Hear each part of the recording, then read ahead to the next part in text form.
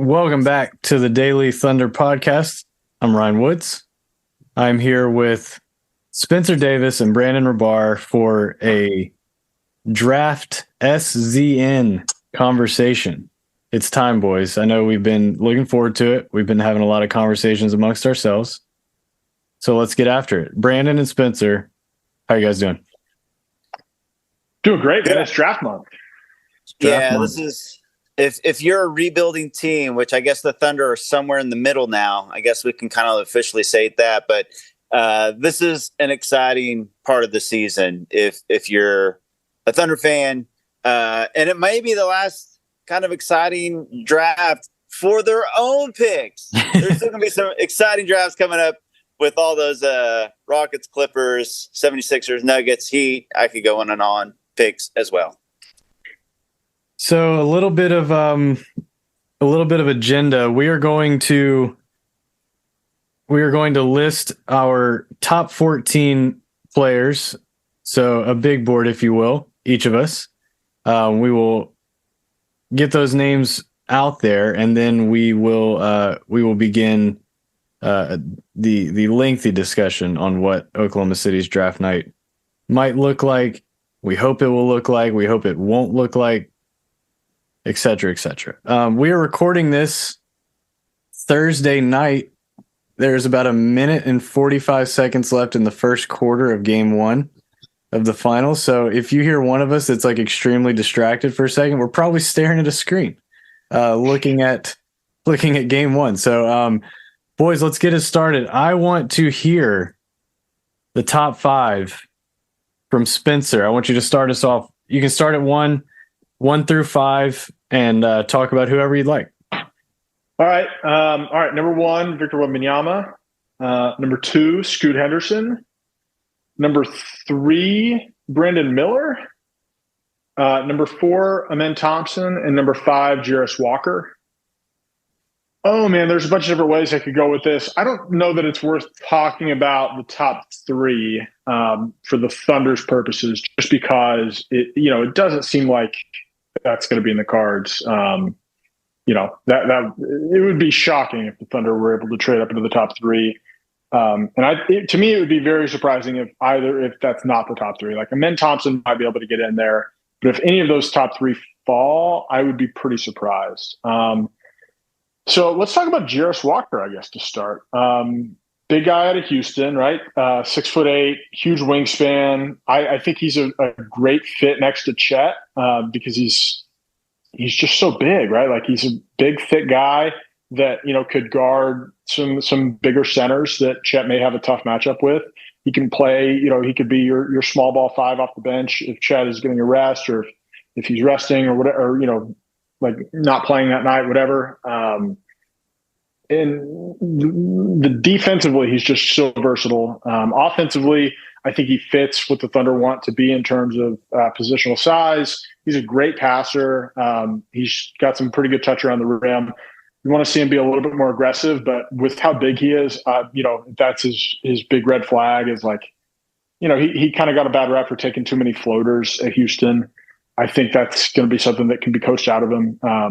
So to me, Jarace is the clear five. I'm curious if you guys have. I assume we all have the same top four, or is that wrong? That is incorrect. That is incorrect. Okay. Wow. Okay. Brandon, let's go to you. Yeah. One, obviously, Wemby. Two, Scoot. I hear all the Brandon Miller noise. I get it, but I still got Scoot. Three, Brandon Miller. Four, I've been high on this dude. He's been rising up draft boards, but he's been my guy. Taylor Hendricks. Five, Jarace Walker. And look, to me, Taylor Hendricks and Jarace Walker are kind of 4A and 4B. I think they're pretty equal in terms of fit with the Thunder, impact and those kind of things. So since Spencer talked about Jarace Walker, I will take a moment to talk about my guy, Taylor Hendricks. Look, I don't think that Taylor Hendricks is the 4A guy for a lot of these lottery teams.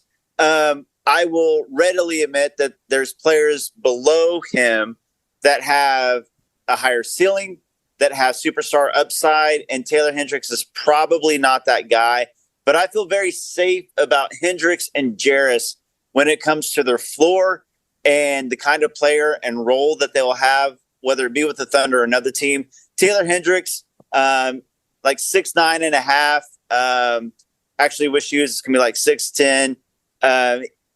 Shot nearly 40% from three on good volume. Shot nearly 80% from the free throw line. Likes to dunk, everything. And he's an elite shot blocker. Like, I love the fit with Chet in the front court. Like the idea of Holmgren and Hendricks just swatting everything down low. And then the spacing between Chet and Hendricks. I just think it's a seamless fit. And look, he's not much of a creator or a handler, but he would fit so well with this Thunder team. And I think character, all those things, I think Jarris and Hendricks are both those guys. And I'll talk a little bit more about other guys. And yeah, maybe they have a bigger ceiling and upside. I just don't see a way that Hendricks fails. He's got easily translatable skills. His shooting and his shot blocking, those should translate. His size and his motor, those should translate. So yeah, obviously really big on Taylor Hendricks. All right, we've got Spencer, you had to know Hendricks was coming fast and in a hurry. I guess I didn't. I forgot. I mean, the thing that I forgot about is that Brandon hates Amen Thompson, which makes sense. I put him in at 4, Ryan. I don't know if you have him in your top 5 or not. Sounds like maybe not. I just think that if the Thunder were to take him, it would be super exciting because of the athleticism that he would bring. He's got the height and the length to guard up the lineup a little bit. And I mean, it would just be fun to have somebody like that is just an automatic paint touch. Is it a little bit of a logistical nightmare trying to play him with Josh Giddey? Yes. Like that would be a bit of an issue from a spacing perspective. But I think there's a pretty good chance, and almost 100% chance if Amen Thompson hits a ceiling, that he's a better prospect than Josh Giddey, which I think we can agree on. Like if Amen Thompson hits, he's going to be a multi-time All-Star, if not multi-time All-NBA. Like he's going to be unbelievable if he hits. So I don't want to dwell too much on like his fit with Josh, because if Amen hits, then it doesn't really matter, right? So that's my thought process with having Amen at 4. I have Amen in my top 5. I have him at 5. Okay. Same top 3 as you guys. At 4, I have Amen's brother, Ausar Thompson, at 4. Whoa. Yeah, very much a believer in Ausar. A lot of the same reasons why Amen would be like you're saying, Spencer, like not too worried about the fit if he hits, 80% of what he's expected to be. Feel the same about both guys, really, both brothers. I do think Ausar, the only reason he's a slot ahead of Amen is I'm just a little bit more of a believer in Ausar's shooting than Amen's. It's much bigger believer in his shooting than Amen's. Sorry, go ahead. Sorry. it's not pretty, but in 33%, low 60s from the free throw line, don't love that. But I think he has the bones of a workable jump shot, and I do not think his brother does. But I do think Amen has skills to offset some of that. He has the athleticism to offset that passing ability. He's always going to be 2 feet in the paint. He's a great passer, great vision. I really, really like both twins, just like Ausar a little more, because I think there's a little more upside for the jump shot. So those are my top 5. Let's go, Brandon. Let's go back to you for 6 through 10. I think this is where it gets a little more interesting because I think from here on, and I think from 5 on, every player here is an option for Oklahoma City via trade up. So let's go, Brandon. You can go 6 through 10 as quickly or as slowly as you like. Okay. Yeah. So my 6 is a big shocker, just like Taylor Hendricks was a shocker. I am incredibly high on my number 6, Cason Wallace. Number 7. Yeah, I'll let that settle in for a second. sorry. I'll go ahead. I wasn't laughing because it's a bad pick. I'm just laughing because of, our conversation's offline. But continue. Yeah. Sorry.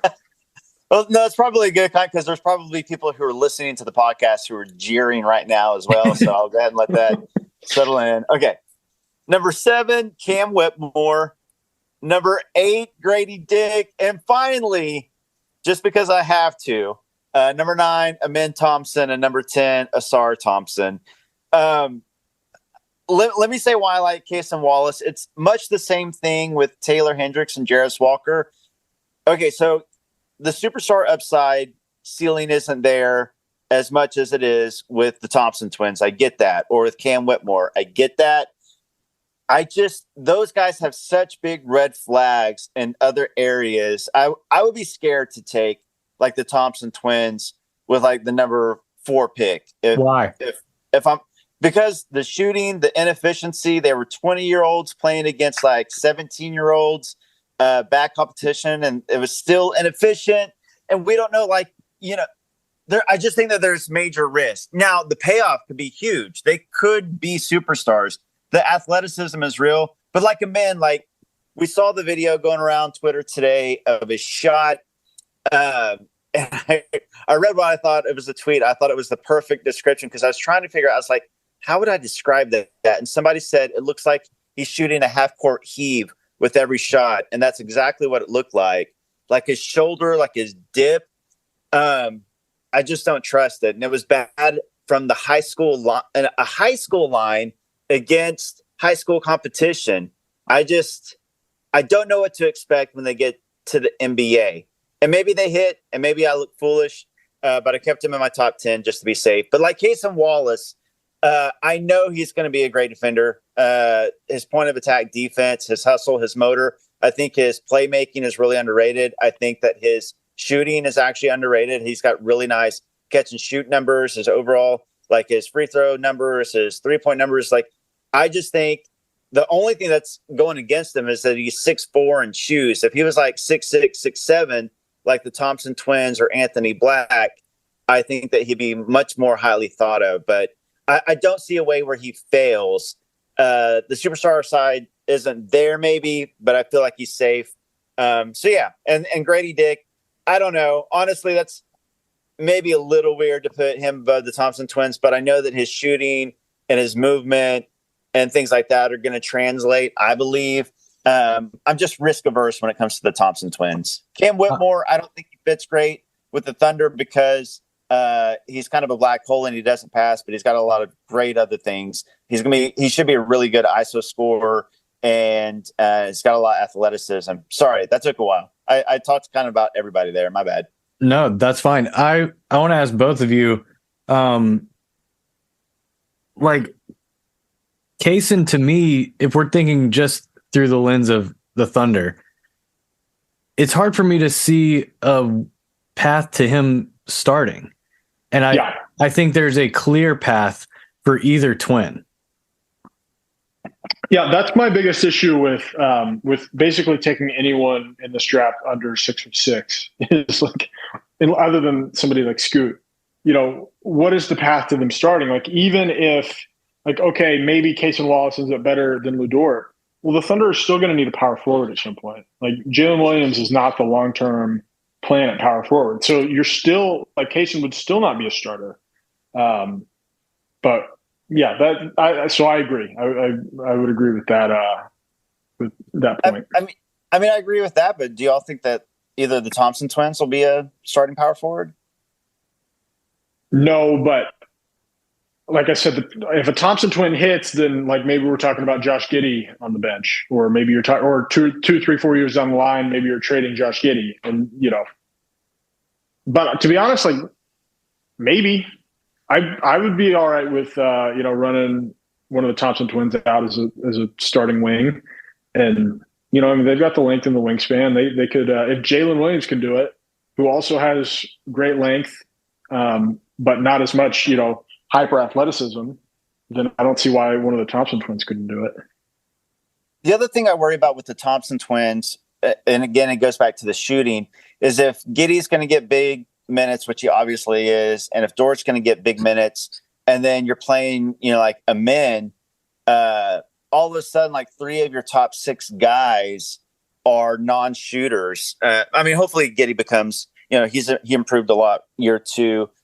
Dort is obviously up and down. But I mean, like half of your starters are non-shooters. Yeah, it's not clean.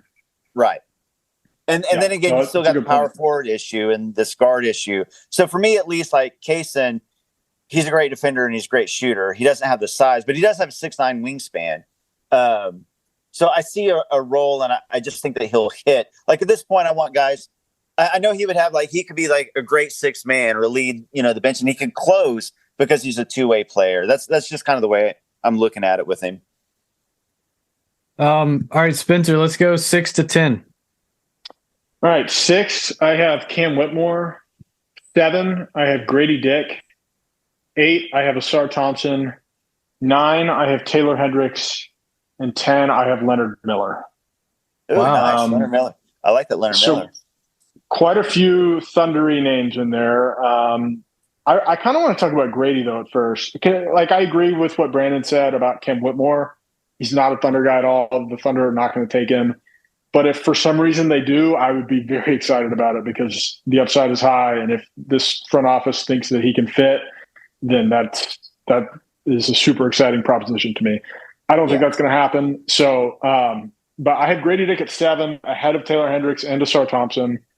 I think, to be honest, I think people are missing on something on him. I mean, he seems like he checks just about every Thunder box.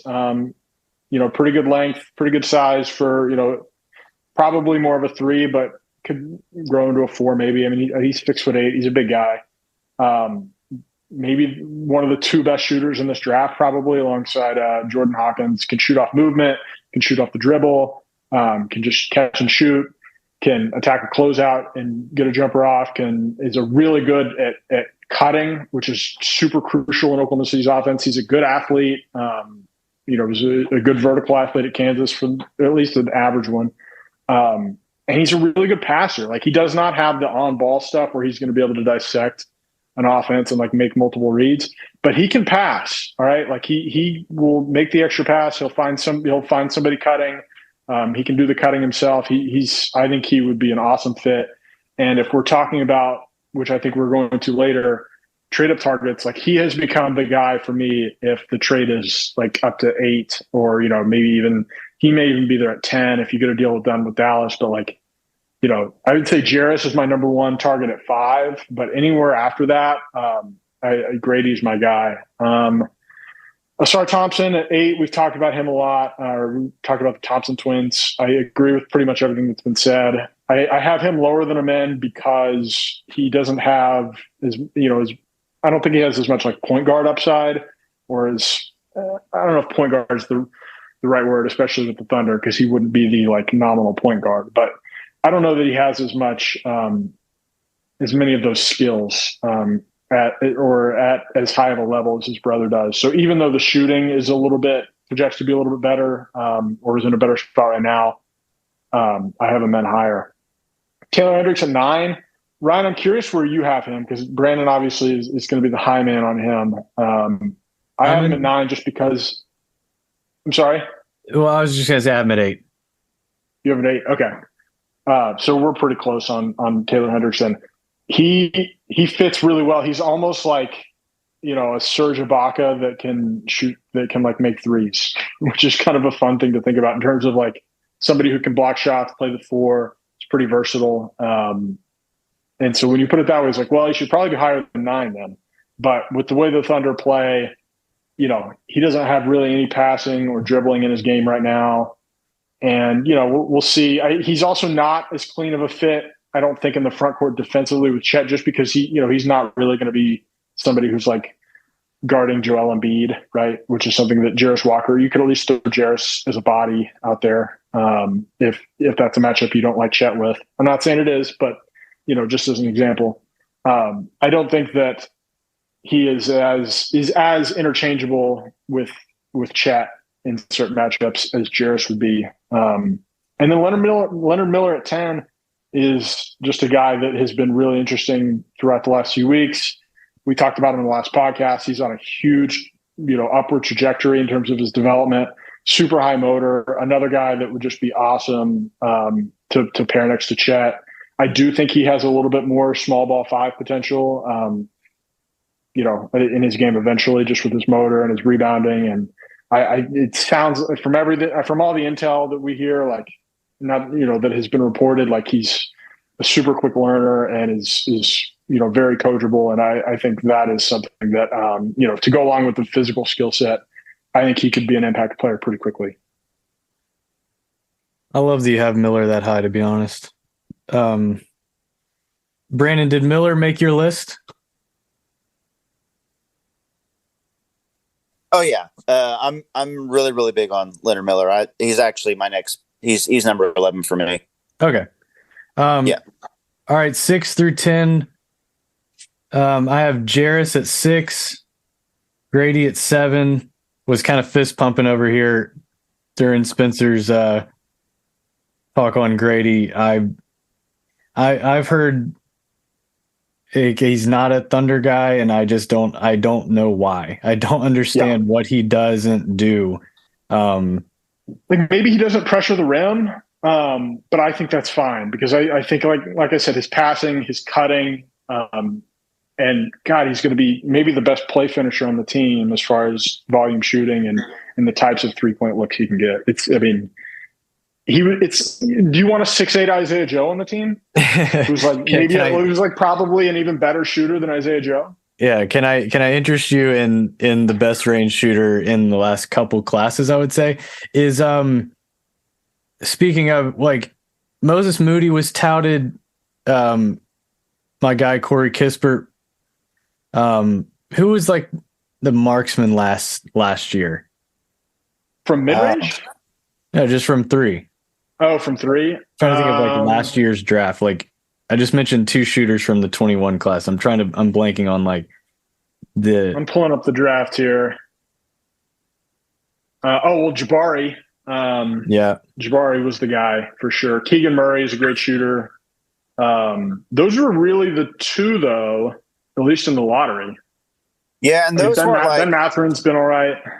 Yeah. But going into the draft, AJ Griffin. That's probably who it was. Griffin. There we go. Yeah. AJ Griffin. That was the guy. But I think of those names. Let's go with Griffin, Kispert, Moody. I think we're talking about, and I would throw Trey Murphy in there as well.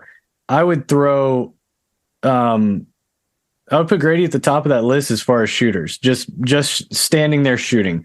I think we're talking about like impeccable, near flawless mechanics and great high release. It's so fast. It seems like he can speed it up when necessary. I'm a huge fan of Grady, and I would love that trade up. 7 for me was Grady, 8 Hendricks, 9 Cam Whitmore, and 10 I have Anthony Black. Yeah. Okay. I'm surprised that's the only Anthony Black in the top 10 so far. Yeah. Yeah, I mean he made my lottery barely, yeah, mine but too. he did. Mine too. But he's I mean, if we were doing this podcast a month ago before the combine, he would have been, probably 7 or 8 for me. I'm the wingspan with him is I forget exactly what it was. I think it was around like 6'8". I'm just not a buyer in what his measurements are, considering what type of an athlete he appears to be and the struggles that he has shooting the ball. If he'd come out with a 7-foot wingspan, it's like, okay, he's probably going to be able to get to the rim. Like, he's a smart player. Spacing at Arkansas was bad, et cetera. I'm not really buying that with with where his measurements are, at least right now. But he is a really good player. I bet he's higher than, he's probably in the Thunder's top 10 because of how, high his processing speed is and that kind of thing. And he went to Arkansas. Yeah, exactly. No, I'm sure the Thunder love him, and there's a lot of reasons for it. He's a very good defender. Like you said, he processes the game, feel for the game, one of the highest in this draft class, if not the highest. So lots of reasons to like him, but he's the fit. Even though he fits all the things the Thunder typically like, I don't know that his fit with the roster is currently constructed is totally clean because there'd be a lot of redundancy. Exactly. And, of course, you run into the shooting issue, of course. And then, his wingspan was 6'7.5", which I think probably surprised some people. And so you can't really play him at the power forward position. So again, you run into these issues. He's jumbo size for a point guard, but whereas maybe if he had like a 6'10" wingspan, you could, have that versatility. I don't think it's there as much. So very good player. I don't know how clean the fit is. He has a shorter wingspan than Cason Wallace by a full inch, 2 inches, something like. Which is Cason Wallace is several inches shorter than Anthony Black too. Right. So we should probably say, like, I think a lot of the measurement, like when we talk about measurements for these guys, like as Thunder fans, that is ingrained. Like this is something they're looking for.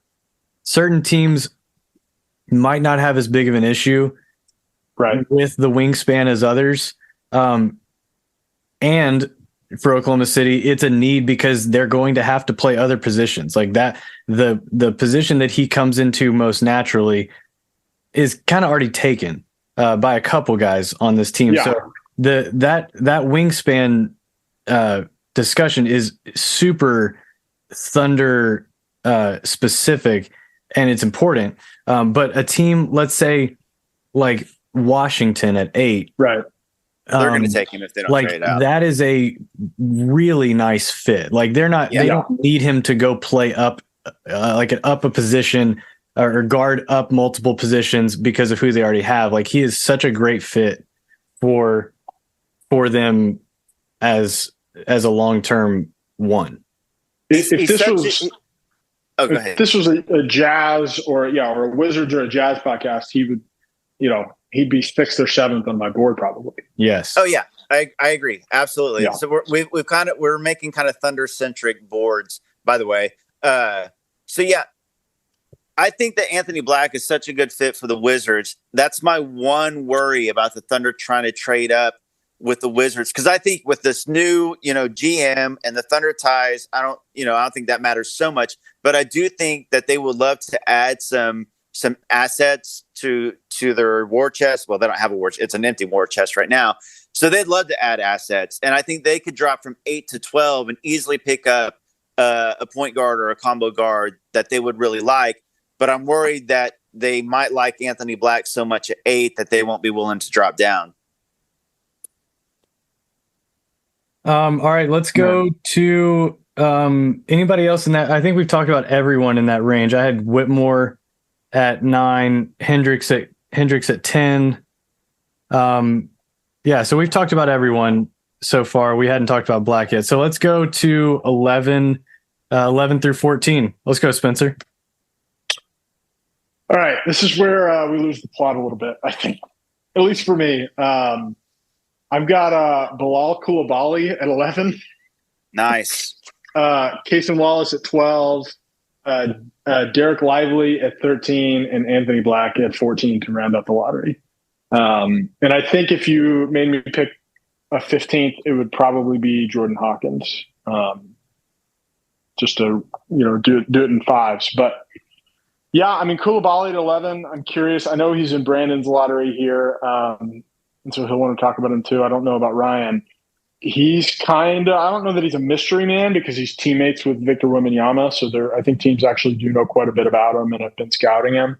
But he's listed somewhere between 6'7", 6'8", with a 7'2", 7'3" wingspan. We don't know exactly because he wasn't at the combine because their season is still going on. But those are the measurements that have been kind of vaguely reported over the last few months. And he's just, he's a really interesting athlete. I think he's one of those guys that kind of grew up as a point guard and then had a big growth spurt. And so now he's a forward, which kind of sounds like he's, made in the lab to be a Thunder player. And the shooting, I think you can buy it to a reasonable degree, at least early on. We'll see. But he kind of checks every box, especially if he's actually 6'8", which, full disclosure, he does not look 6'8" to me. But he's also playing with a guy who's 7'5", so that may be distorting the it may be a bit distorting to try to figure out how tall these other dudes are because we've never seen someone like Victor. Yeah. But yeah, I have him at 11, and like I said, this is kind of where it drops off for me in terms. Like, I think there's a pretty big tier break here. But he's somebody that's exciting. And if the Thunder want to buy in, I would be pretty excited to get him into Summer League and see what he looks like. Brandon, where do you have Bilal? I have him at 13. I do too. Yeah. Say what? I do too. 13. Oh, we all have him in the lottery. Nice. It seems like he's really picking up steam, like right now, currently, like over the past few days. And some of that, of course, is because they're in the playoffs right now. They're up 2-0 on last year's champs. So he's getting some and he led the team in points yesterday in their game 2 win. Look, I'll echo everything that Spencer said. He's exciting. I've liked him for a while, and he's rising up boards now. He supposedly has a promise to go in the lottery before 14. That really sounds like it's either the Thunder or the Raptors at 12 and 13. He fits exactly what both teams like. So I wouldn't be surprised if either or both of those front offices like Bilal. He's an exciting player, but I think the floor. My thing with Bilal, his upside is huge because of those measurements and because of the skill set he already shows and his age, and he's doing it in a grown man's league. But I think what's underrated is his floor. Like, he's already playing really well, again, in a good league against grown men. I think his shooting, if you look him up, I think a lot of people just automatically go to Tankathon for their stats. Well, that's only taken like one of the leagues he's played in, their stats, and it's the lowest he has. Like, if you look at like all his combined stats, like his under 21, his current league, his previous league, and all those things, he's played in several internationally. He's around like a 34% 3-point shooter and right around like a 75% free throw shooter. So I think his floor is higher than what people think as well. Like, I don't think he's this raw project. I mean, he's got a lot of untapped potential and he can be a lot better. And that's why the upside is exciting. But I think that he kind of gets lumped into, because he's a young international player, the raw projects like the Poku. And I don't think he's that. I agree. Yeah, I don't think he's quite that raw. It's going to be interesting to see if they do want to invest, because he is, I would put him, pretty similar to Jang in terms of, how raw I'm expecting him to be. It's possible Jang's more raw. But yeah, look, the wingspan is such a huge part of this. Like, there's a reason why Jalen Williams was so good finishing last year, because he has like a +9 wingspan, which is apparently what Bilal Coulibaly does, right, as well. So big buyer in the wingspan, big buyer in just like the overall talent, feel, passing, and like the shooting is crazy right now, because like in his regular. Like Brandon said, in Europe, they play in like multiple leagues and it's confusing. But like, I'm just looking at his main French league right now. He has made 45% from 3 this year and 59% from the foul line. Both of those on extremely small sample sizes. So who the heck knows, right? Like, but the shot looks good. We can say that. And so, it's probably not going to be too bad. Get him in here with Chip England. So. Yeah, it would be exciting. Will you read those numbers again? 45% from three, 59% from the line. A love letter to Kenrich Williams. Yeah. By the way, this is on 1.1 3-point attempts and 1.4 free throw attempts per game. So we're talking about a small sample here. He only played, at least in this league, I don't know about his others, he only plays 18 minutes a game, which is not uncommon for super young guys in Europe. So yeah, Go ahead, Brandon. Sorry. Oh, I was just going to say, even the younger guys, just to piggyback on that, even if they're better than the vets, the international leagues always give the vets more minutes. I mean, like in very rare cases, they don't. And he's been picking up more and more minutes as it goes by, and the games mean more. So obviously, they believe he's one of their best players because they're putting the trust in him now.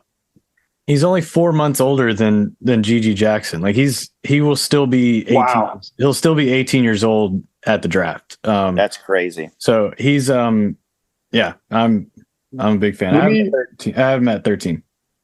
I was going to see never mind. I was going to see if Basketball Reference would cooperate. I was going to try to read his last 6 games because he's had 6 really good games here in a row from 3. Actually, a few more than that, but I can't get it to load, so never mind. He's been good though of late. Is the point? I mean, this dude is so young that like he could play with the Thompson twins in their league. Play against them, you mean? Yeah, play against them. Play against the Thompson twins, and he'd actually be one of the older players that they're playing against. But I digress. Other guys from my list, is Derek Lively on y'all's list? Or should we just talk about him now? No. Yeah, yes. Okay. He's an interesting guy. I don't know that there's a path to him starting because I think Chet's the 5, but he, if all these, interesting shooters are off the board, and you believe in Derek Lively developing an offensive game, he is a heck of a defensive prospect and would be, a really fun pairing. Kind of, I don't know who his comp is necessarily. I've seen people say Gobert. I don't know that I'd go that far. Like that guy won multiple defensive players of the year. But if he's, I think he would be an interesting fit next to Chet in certain situations. You could probably argue that like a backup 5 or even like a 5 with Chet at the 4 is not worth a lottery pick. And I would sympathize with that. But like I said, to me, this draft falls off after around 9 or 10. I get less excited about it for the Thunder. Spencer, if Oklahoma City can't trade up, they stay at 12 and like the shooters are not there. Like the draft kind of goes how we think it's going to go. Yeah. And well, I'll just ask you like this. Is it more likely for the Thunder to take Leonard Miller at 12 or to trade out of 12? I think take Leonard Miller. Okay. I don't think they're going to trade back. If they do, I'm not going to kill them for it, especially if they get a good deal. And they may be able to trade back and take Leonard Miller anyway. Yes. It's possible. But I don't think they would do that because I think they're going to go in. Presti likes to get his guys, and is willing to overpay or take somebody that is not a consensus pick at that spot. For sure. And so, and I think Leonard Miller, from a personality standpoint, everything that we know or have heard, checks every box. Shooting aside, if you were going to design a 4 in a lab to play next to Chet, this guy's huge. He has a huge wingspan. He has an unbelievable motor. He has proved this against pros over the last couple of years. By the way, he also has some guard skills from when he was younger growing up in Canada that he did not show with the Ignite. But if you go look at his, prep tape, I guess, from when he was playing in Canada or in various other places, he can handle the ball a little bit, especially for a guy his size, 6'10", 6'11". And the rebounding rate is just crazy. He's probably the second best rebounder in this class behind Victor, which is a concern not only with the Thunder, but I think Chet also had a great rebounding rate. I'm not worried about Chet as a rebounder, but he can't be I don't want Josh Giddey to be the second best rebounder on this team, right? Like you no longer have elite positional size if that's the case. Like that cannot be a core tenet, at least long term. I don't care about next year, but 2 years from now and beyond, like you need to have if you're going to be a serious team, like you need to have positional size at the 4. And I think that they know that. And I think Leonard Miller would check that box. And I think they would just be happy to take him at 12 if that's their guy. And I didn't mean to take you off of Derek Lively, but would you have the same answer for Derek Lively at 12? Like they would just take him there? Only because of, again, just like philosophically, like the Thunder don't trade back very often, right? I mean, they traded back, I guess, when they got Baisley. That's the only time I can think of. But like that was 2 picks in the mid-20s. They did trade out of 16. But that was different. They had 3 picks in that draft and plus a couple of seconds, and the Rockets gave them a great deal. Right. Should they have taken it? No, they should have taken Trey Murphy. But it is what it is. It does remind me though, like it reminds me of that draft. That's kind of why I bring it up. Like everyone expected a big that night, and there was quite a few to be had. And with one of the 3 picks, and they traded out of a spot when others probably thought they might take a guy like that. That's true, but like the bigs in that class, I other than Şengün, who doesn't really fit with what the Thunder want to do, like none of those guys have been good, right? I mean, what Usman Garuba, who are the other bigs in that class? Kai Jones. Kai Jones has done nothing. He had already gone. Isaiah Jackson, we talked about a lot. Daron Sharp. I mean, they end up getting Jeremiah Robinson Earl at 32. Mm-hmm. Which has been fine, I guess. I don't know, I mean, I don't know that I think he's on the roster bubble going into next year, but that's partially because they got a second round big in the next draft that looks like he's better. Yeah. So I guess they could trade out, but like, what are you getting? Like, unless if you're doing a deal with like Miami or Philly somehow, and like you're just removing protections or they're adding another pick onto gross. No, I don't care about like if who's a team that could want the 12th pick. I don't like Sacramento. Like I don't like what is Sacramento going to give me to trade out of 12? Or even if like the Thunder, how they did last year, the Knicks had a reason to trade out of 11 because it allowed them to, in a convoluted way, they were able to clear cap space. They ended up signing Jalen Brunson. The Thunder have no like second shoe to drop in that scenario. So I don't see how a team could make it worth it unless they just like overwhelm, like they do what the Rockets did a few years ago. And they're like, here's multiple future firsts. Yeah. And I'm even thinking like just the Thunder don't have as high of a grade on Lively or Miller to take him at 12, but might at 16 or 17 and picking up another asset. Which I would be like if they traded from 12 to 17 and took Lively and they got a future first, like that's a B draft to me. Like that would be fine. I think. Mm-hmm. Yeah, I think that's a great result. I think. I'll go 11 through 14. I have 11. Jordan Hawkins. Feed me the shooting. I think he's going to be a guy that is just a menace to plan for and will do a lot to a defense, even if the shot isn't going in. A great mover, great cutter. Really reminds me of Clay. Great shooter. And I think he would help this team a lot. Kaysen at 12, we've talked about.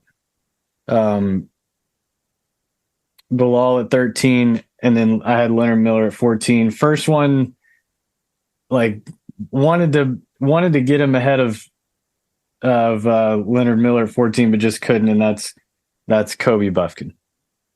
Yeah, I have Kobe Bufkin on mine as well. I had mine 11 was Leonard Miller, 12, Anthony Black, 13, Bilal Coulibaly, and 14, Kobe Buffkin. And then my 15 was Derek Lively, and he's kind of on the same tier as those other few guys. Yeah. So, I did you want to talk about one of those guys, Ryan? Well, I wanted to talk about Hawkins for a second. It sounds like I'm the only one with him in the top 14. I have him like just outside the top 10. He was my 16. He was right after Derek Lively. Yeah, Okay. I have him at 15. So I think we're in a similar tier. My only concern, I guess I have two concerns, and they both might look trivial because he's such a good shooter and is going to be so useful running around like he does. Number one is that Isaiah Joe exists. Right. And it's like, we kind of already have Jordan Hawkins at home. So, yeah. Like, but if you can get a guy like Isaiah Joe, rest of that meme is that what's at home is never like, yeah, mom says we have McDonald's at home. We don't. We just don't. And here's the thing. If we have McDonald's at home, there's nothing wrong with taking more McDonald's back to the house. Like this is the skill that has dominated this postseason, this entire season. And I just saying like, well, we don't need a shooter. We already have one.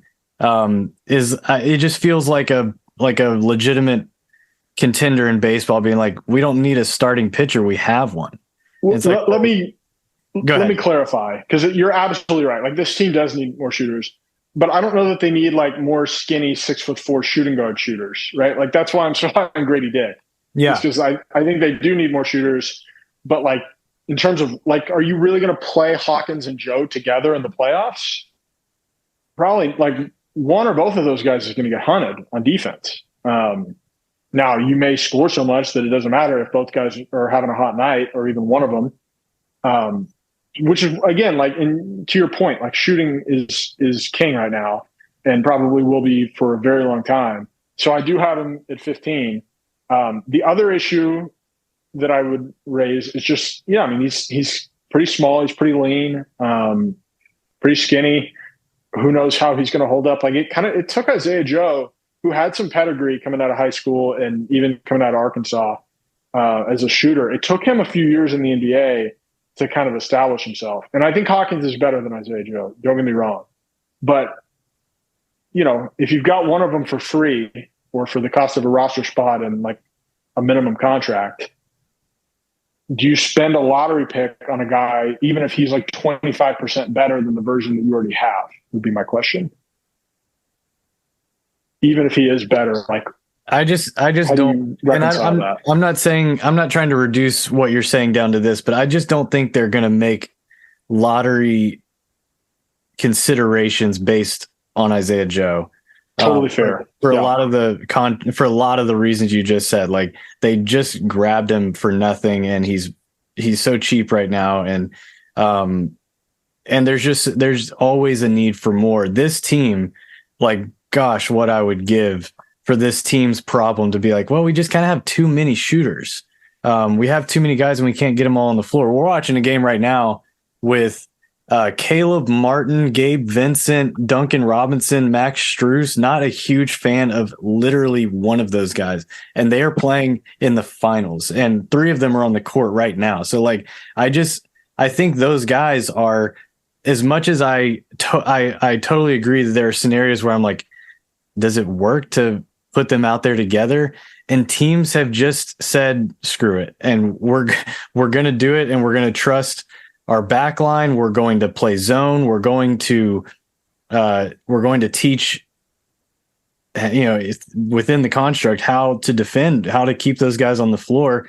I think it's possible the more and more teams put out more and more of those guys, kind of becomes a Spider-Man meme of looking across the across the way and just staring at other guys that look just like him. Just need more of them. And so that's just, if in a list that I'm making, thinking about the Thunder, definitely have Grady a few spots ahead.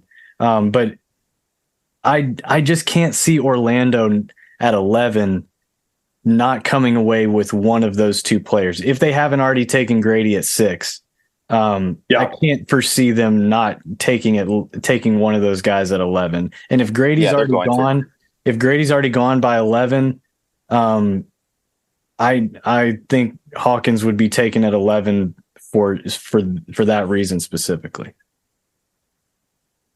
Yeah, I would. You know where Hawkins is also a great fit with, like, if the Thunder did trade up to 5, so they swap 5 to 12, like Hawkins at Detroit, like the 12th pick, that would be. I mean, that's perfect. Like that to me is like one of the main reasons why Detroit would be willing to do that is because Hawkins is just be so ideal for what to add to their core. Agreed. No, you've kind of talked me into it. I'm not gonna lie. He's not that much smaller than Caleb Martin. So now that does require Chet being as good defensively as Bam Adebayo, which is possible eventually, I guess. But like Bam is the reason why they can get away with having 3 dudes on the court who are like 6'5" or less. And you can push back and say they had a negative point differential all season. Like that's fair too.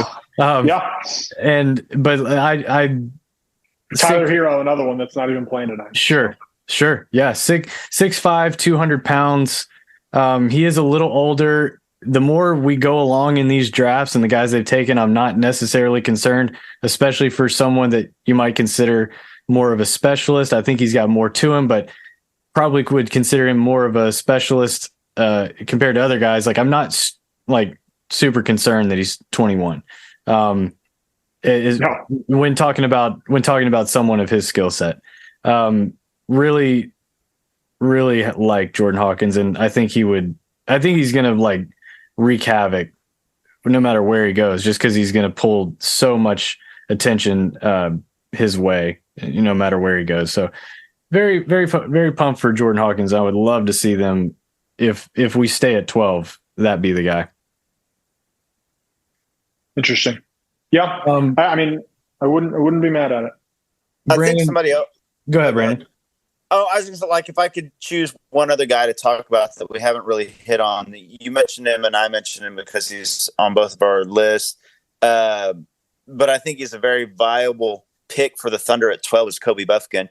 The thing that's great about Kobe Buffkin is he really doesn't have any weaknesses. He can shoot, he can handle, he can pass. The only thing he's really elite at is finishing at the rim, but his finishing at the rim is ridiculous. He's got solid measurements. He's a good defender. Like he's one of those guys, like I've kind of defaulted to all my top ranked guys for like 2-way players. Like, in the playoffs, I want players that can play offense and defense that won't get off the floor because they're weak in one of the areas. And there's still some upside with Buffkin, I think, too. Not only is he kind of a jack of all trades, but that finishing, and I think I really do buy the jump shot. I just think that if the Thunder were to pick Buffkin at 12, he's not as sexy as some of the other names, and he's not as clean a fit because he's not a power forward. But like in a 6th man role or closing with the starters over, say, Dort, I do like Buffkin quite a bit. Spencer, I guess I'll give he falls underneath your 6'6" limbo stick. So how are you feeling for? I didn't stick to that exactly because like Cason Wallace and Jordan Hawkins are both in my top 15. But I guess those are the only 2 guys other than Scoot. I'm not the biggest. I'm probably the lowest guy here on Buffkin. I definitely am because you guys have him in your lottery. He's just, I don't understand what I'm supposed to get so excited about. Like with Anthony Black, adding another point guard with Anthony Black, you've got the passing, the game processing, the defense. With Cason, like it's the mid-range scoring, the potential offensive upside there. It's in the wingspan, the defense. Like I can kind of get there. I don't know what like makes Buffkin a great NBA player. I agree. Like 6 man, that seems about right. For the Thunder at 12, like he would probably make my top 20. But he's not somebody that I'm excited about. Yeah. He shot 35.5% from three. He shot 85% from the free throw line. Yeah. And he's a good like defender. I don't know. I just think that he does a lot of things. And he's 6'5" with a 6'8" wingspan, so it's not like he's small. No, he's not small, and he's a perfectly average guard, and it's probably going to be like a pretty good NBA player. But I don't know what it is. I can't get excited about this guy. I don't see the burst. I don't see like how he separates himself. He was on a Michigan team. Like, he was the best player for Michigan this year on a team with another first-round pick and a guy who's like one of the top 8 or 9 centers in the country, and they didn't make the tournament. Like, and that's not his fault. It was probably Juwan Howard's fault and Jet Howard's fault. But like, that team had so much talent, and he was like, a sophomore guard. Like, I'm not going to say the engine, because they ran a lot of that offense through Jet Howard to their demise. But like, at a certain point, you got to make the tournament. That's kind of a red flag that I don't think he's getting enough flack for. Let's go to trade up possibilities. Before we do that, we mentioned already, Bilal reportedly has a promise in the top 14. This is always something I've struggled with, and we talked about it a lot, I believe 2 years ago. What is the upside in a promise from a team's perspective? I know it changes a lot. It can change a lot for a prospect and how they manage the rest of the pre-draft process. But like, what is the upside for Oklahoma City if it's them in promising someone at 12 with all the assets they have to do other things? Yeah, it's because if you decide like, okay, that's my guy, then you don't want him in and it takes two, right? Because the upside is that Bilal Coulibaly doesn't take a draft visit to Washington or Utah or Dallas. Like, that's the upside.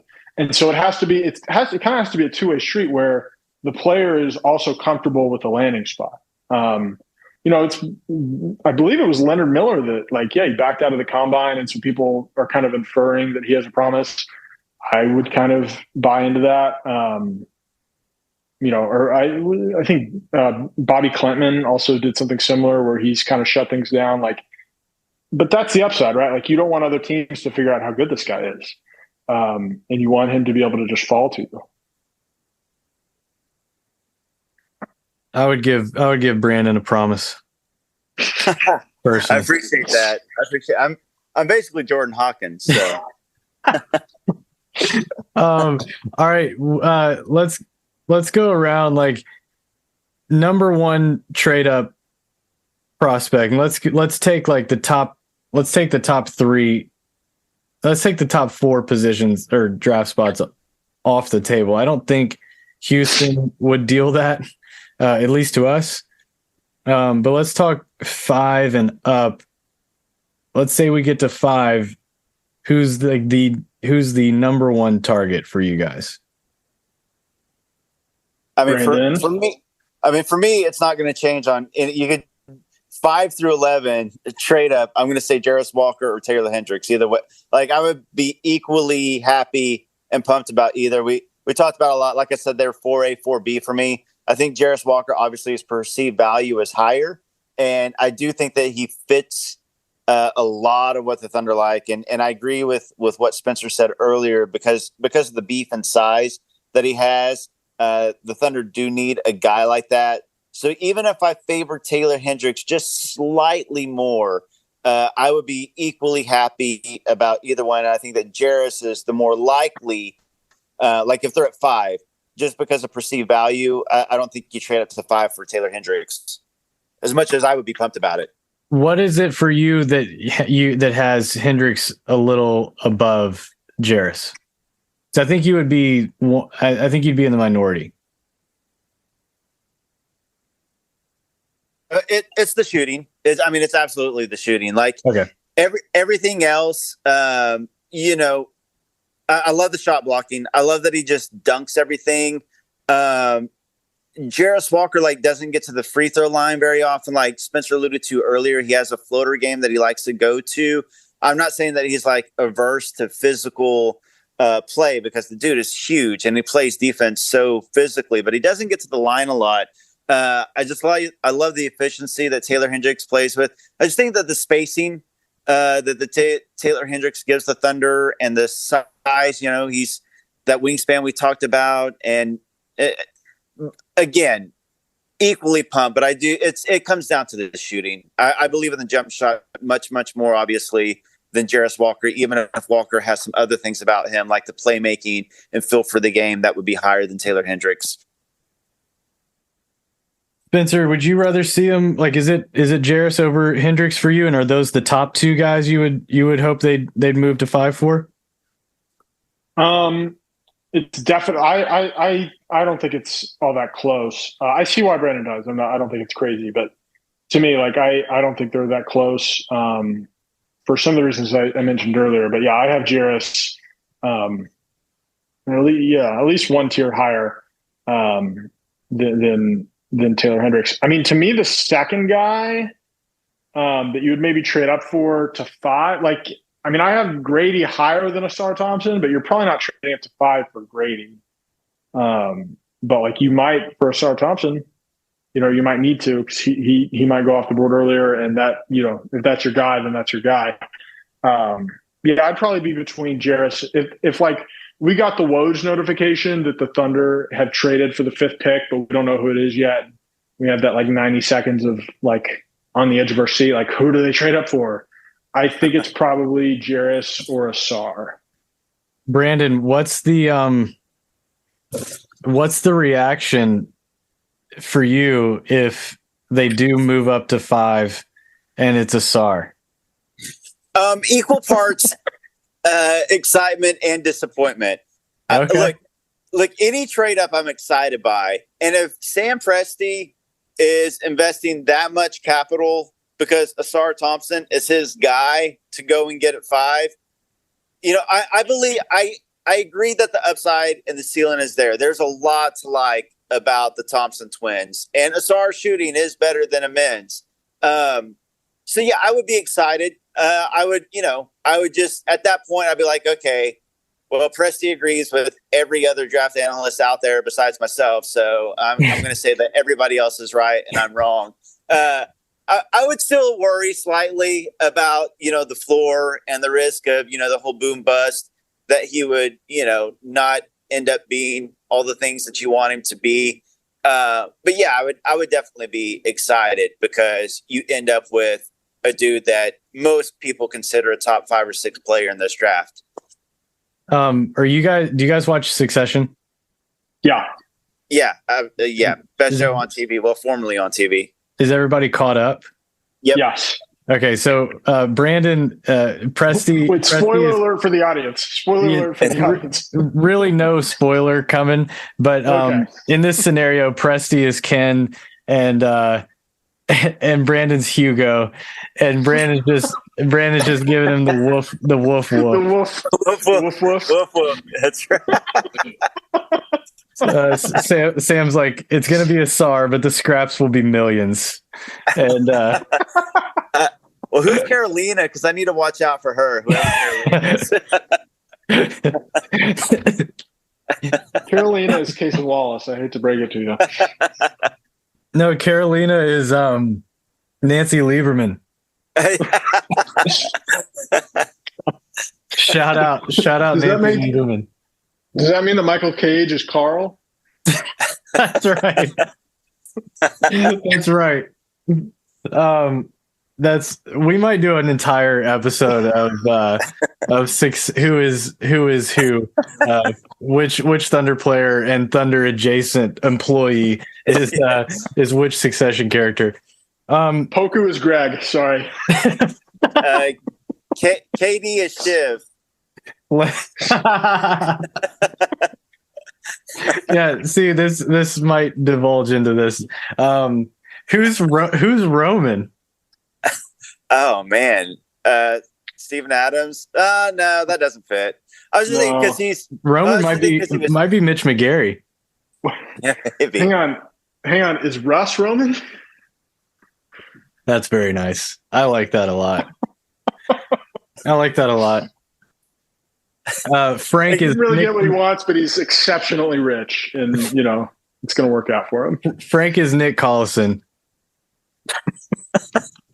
I don't know if I agree with all these.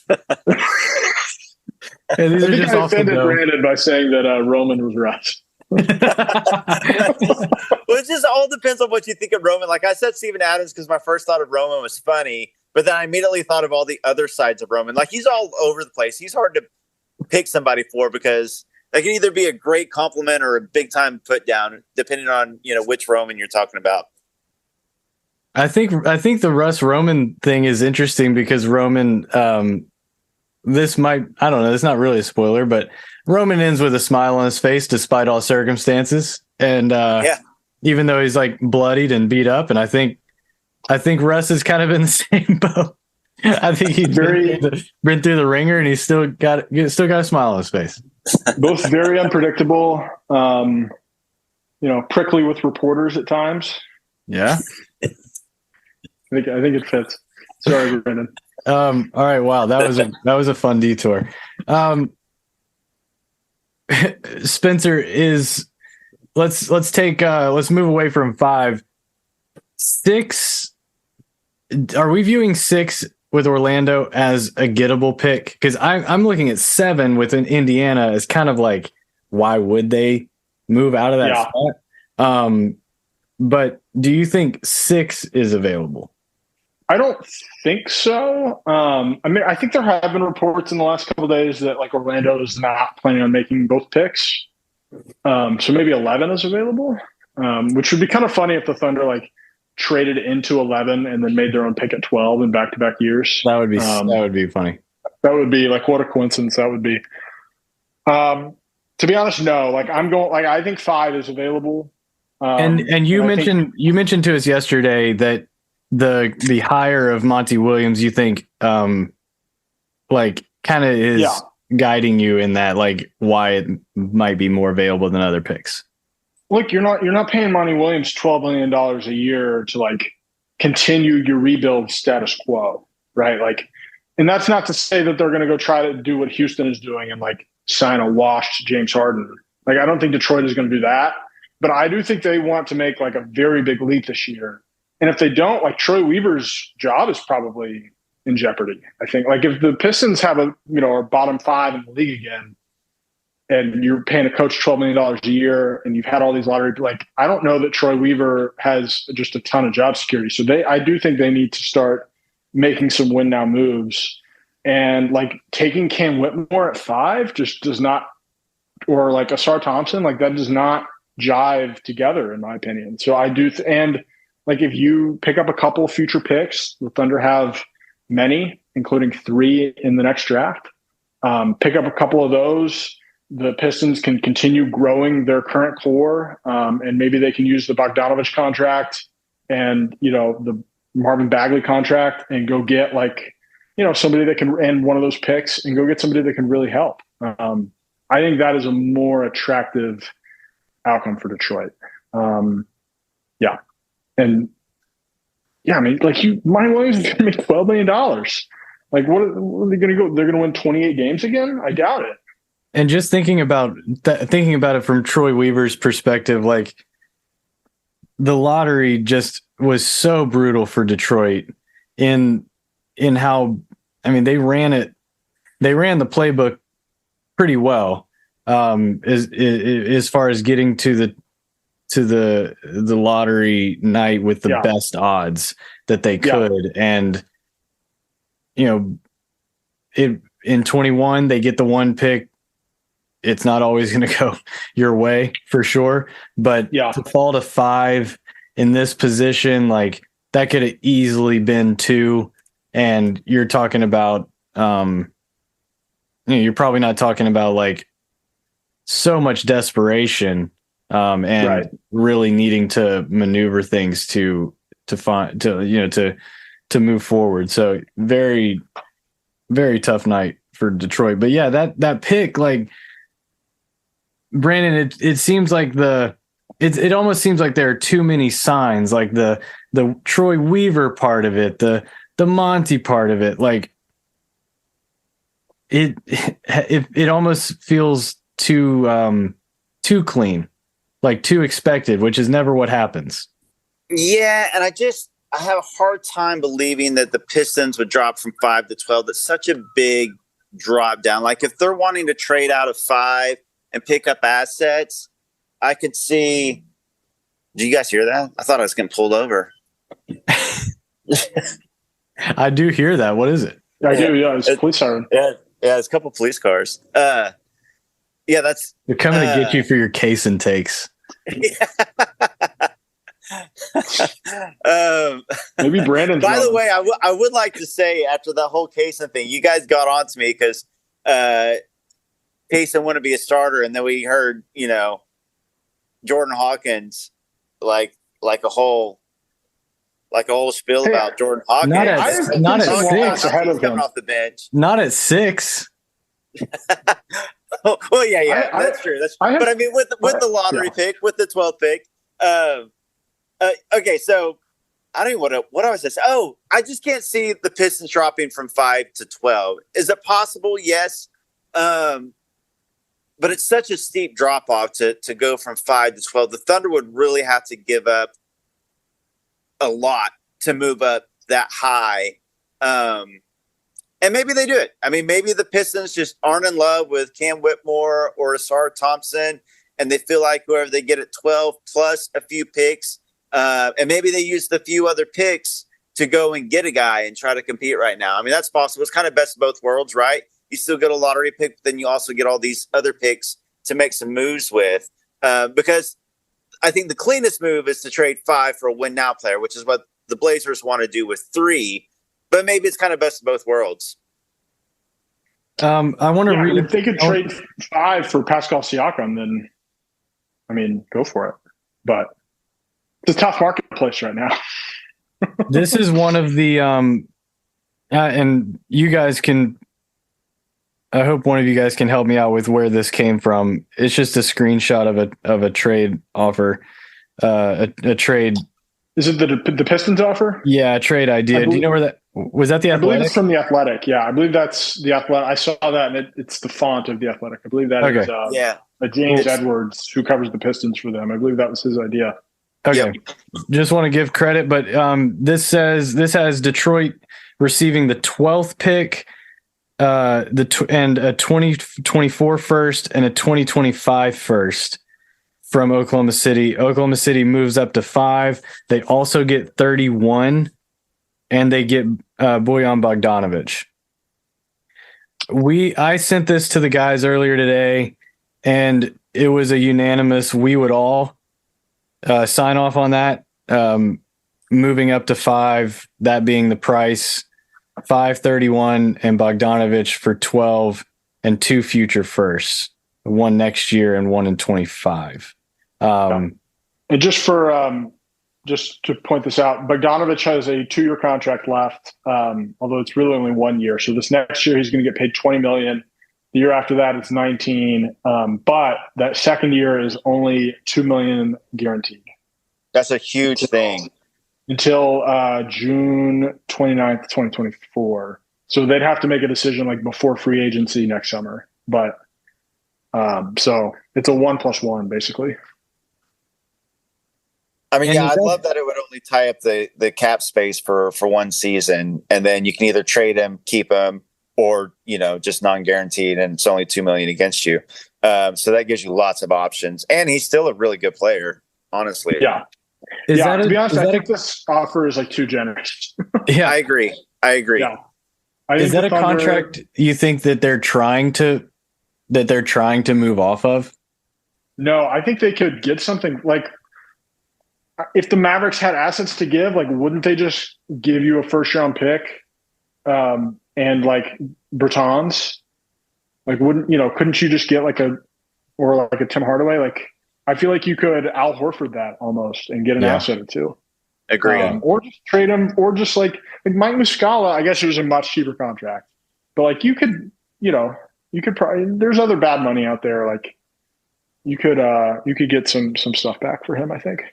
Yeah, I wouldn't even call. I mean, that's a solid contract for him. He's like, I don't know, 34 years old, but he's still putting up good numbers, efficient numbers. And if they do want to win right now, I don't know why they want to get rid of him anyways, quite honestly. And the Thunder could either keep him, trade him, and like he's a very tradable contract and player. But yeah, if you can do that deal and move up to 5 and get Jarris Walker, absolutely. The Pistons might, I don't know what their cap room is, like that maybe they think they can get a free agent that's better than him. And so it doesn't, just offloading him helps. I don't know. But that, yeah, I agree. That's the only thing I could think of why they would want to do that. So let's go to 7 Indiana, 8 Washington. Probably not in play. Don't really know why. You think 8 is? Yeah, why not? Oh, yeah. Well, I mean, I Washington's got a brand new GM. Like they've got, they should be ideally in like asset accumulation mode. Like how many times have they had like basically the 8th through the 12th pick? Like they get it wrong almost every time. Yeah, so 7 years in a row. They've been living in this zone. Why not just trade back within the same zone and get another asset? The question to me, like, are you willing to give up a full first-round pick to move to 8? I would. Maybe. If you're trying to go get Grady, I think that would make some sense because Grady's not getting past 11 for sure. Maybe not even getting past 9 or 10. And Grady is not really a fit in Washington because of your boy Corey Kispert. I don't know that they would. It's kind of an Isaiah Joe Jordan Hawkins situation. Don't tempt me with a good time. But the reason I said Washington is like a pick I don't think is necessarily available is because a guy like Anthony Black is available, and maybe they're like, well, we ran that last year with Johnny Davis. Yeah. Shout out to them, but no kidding, man. And let Jalen Williams fall to 12. My God. Yeah. Maybe they're maybe it's more gettable than I think. Taylor Hendricks is who Tankathon has them taking at 8. Would be interested to see that, but I do think if you get to 8, you assure yourself one of these guys we're talking about, like a really an intriguing prospect to add to this team. What about 9 with Utah?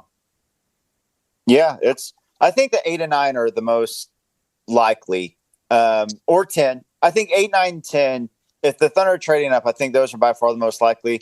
Like Spencer said, the Wizards need some assets, and they can drop down. They need a point guard. You can drop down to 12 and get a point guard. So maybe Cason Wallace falls. Kobe Buffkin can be there. Keontae George, who we haven't mentioned at all, by the way, who may be the pick at 12. We haven't mentioned him. You get him. I think the same. The Jazz. The Jazz need a point guard. And so, again, I think the most likely pick for them there is Cason Wallace after Anthony Black if he goes at 8. But you can give them back their pick next year, their 2024, and, to only drop 3 spots and then still maybe get your guy or a guy similar to him, I think makes a lot of sense, actually. The only reason it wouldn't make sense is because they have 16 also, and maybe they would prefer to go 9-16 than 12-16. But if you give them back their 2024, all of a sudden, they're teetering on the edge of being like, a play-in team possibly. And their pick is like 1 through 10 protected next year. And then for the next 3 years, it's tied up in like 1 through 10 or 1 through 8 protections. That can just let them be what they want to be by dropping down 3 spots. If they compete, cool. If they don't, cool. They don't have to stress about losing the pick and all that stuff. So I think that the Jazz make a lot of sense. I don't have a read on this because, to me, and I don't think Jazz fans feel this way. They seem to be very excited about this young core of Lauri Markkanen and Walker Kessler. But like, to me, this is one of the most depressing situations in the NBA. Like, look, like this roster, like other than Walker Kessler, is there anyone on this team that you're positive is going to be here in like 4 years? Like maybe, like if, like I don't think, I personally, I'm not a believer that like Lauri Markkanen is just going to be an all-star for the rest of his prime. Maybe he is. Maybe I'm wrong. But I have no clue what they're doing. I have no clue what their goals are. To me, it was like a catastrophic failure that they did not tank and like seriously get in on the Wembanyama sweepstakes. If you want to be like kind of frisky good and barely miss the play-in, next year is the year to do that, right? Like having Lauri Markkanen have a breakout year is going to be, you know, in the way that he did is like not a net positive for this franchise. When they could have, they just like the stars had aligned for them. They trade their two franchise guys. They could have, you know, sold off at the deadline. They could have flipped Lauri at any time. To me, like this is not. I'm not a believer in like what Utah's future is, but they may disagree with that. They may feel pretty good about where they're at and where they're going. So I have no clue what they should or will do in this draft. I like Abaji. I mean, sure. He's probably the third most promising guy on the team. And he's like 23 already. They do have a lot of picks now. They've got a lot of picks. So that's true. And if they trade Lauri, they'll either get, you know, a good young player for him and or more picks. So I mean, but why not do that a year ago? I mean, you would have gotten less for him, but like you maybe would have had a chance at Victor. Like to me, it was just.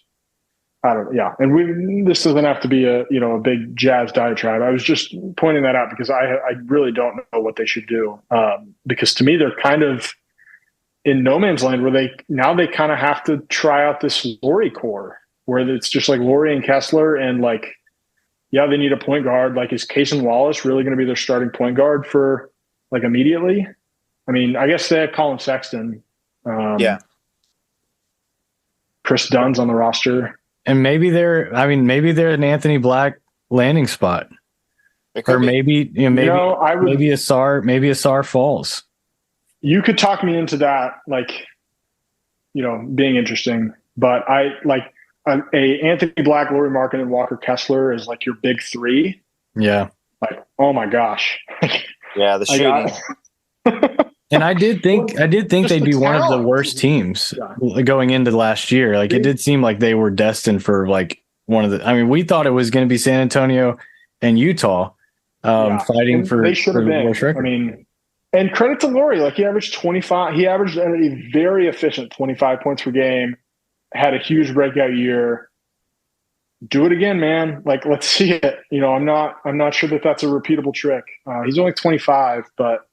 He's going to be 26 this year, but that just felt like I don't want to call it a flash in the pan, but like, like how repeatable is the situation? And if like Lauri does have an amazing year and you're adding someone like Cason Wallace, you're probably not making the play-in next year either, right? Like the Thunder are going to be a lot better. The Spurs are going to be a lot better. The Rockets are going to be a lot better. Like it's possible the Jazz still end up with one of the 3 or 4 worst records in the West again next year, even if they're a little bit better. It does feel like every team's trying to be competitive. At 10, like the Mavs were fined $750,000 for their efforts to try and keep this pick. I feel like that, like just from an optics standpoint, that has to play in to what they do with this. Like they did so much to get it, or I should say so much to keep it. It just makes me very intrigued about this pick. Like that is part of the cost of whatever they do with this pick is like a league mandated fine. They made Luka and Kyrie sit out. Yeah. Like, I mean, they chose this over possibly making the play-in, and you know, there's a play-in team in the finals right now. Like, what does that say about their spot at 10? Is it just to keep the asset, or does that make it more likely that they stay there to pick someone, or more likely that we kept our asset but now we get to do what we want with it? I think for them it was just about keeping the asset. Whether that ends up in a draft pick or they trade it for a win now player or they use it to offload Bertans and or Tim Hardaway Jr., Reggie Bullock, and that frees up space to go get a guy in free agency. Whatever it is, it was better for them to have this asset than to not have it. Because if they didn't have this, I mean, it would be in a really, really bad spot. I mean, you just hope that Kyrie resigns and you just run it back, and that is their team. Now they either add a top 10 pick, maybe it's Derek Lively, helps their defense. Maybe it's Taylor Hendricks. If he falls there, he helps their defense and provides some shooting. Or maybe you trade it for a win now player, but they had to have the asset because it was going to be pretty dire for them if they didn't have it. I think they will easily trade it. I will say that. And if Derek Lively's their guy because he's kind of picked up some steam, they could easily trade back with the Thunder 2 spots and still get Derek Lively and then pick up an asset, whether that's a future first or more than likely, I would say, shedding some of that salary. Thunder take on some bad salary for a year, whether that's Reggie Bullock, Bertans.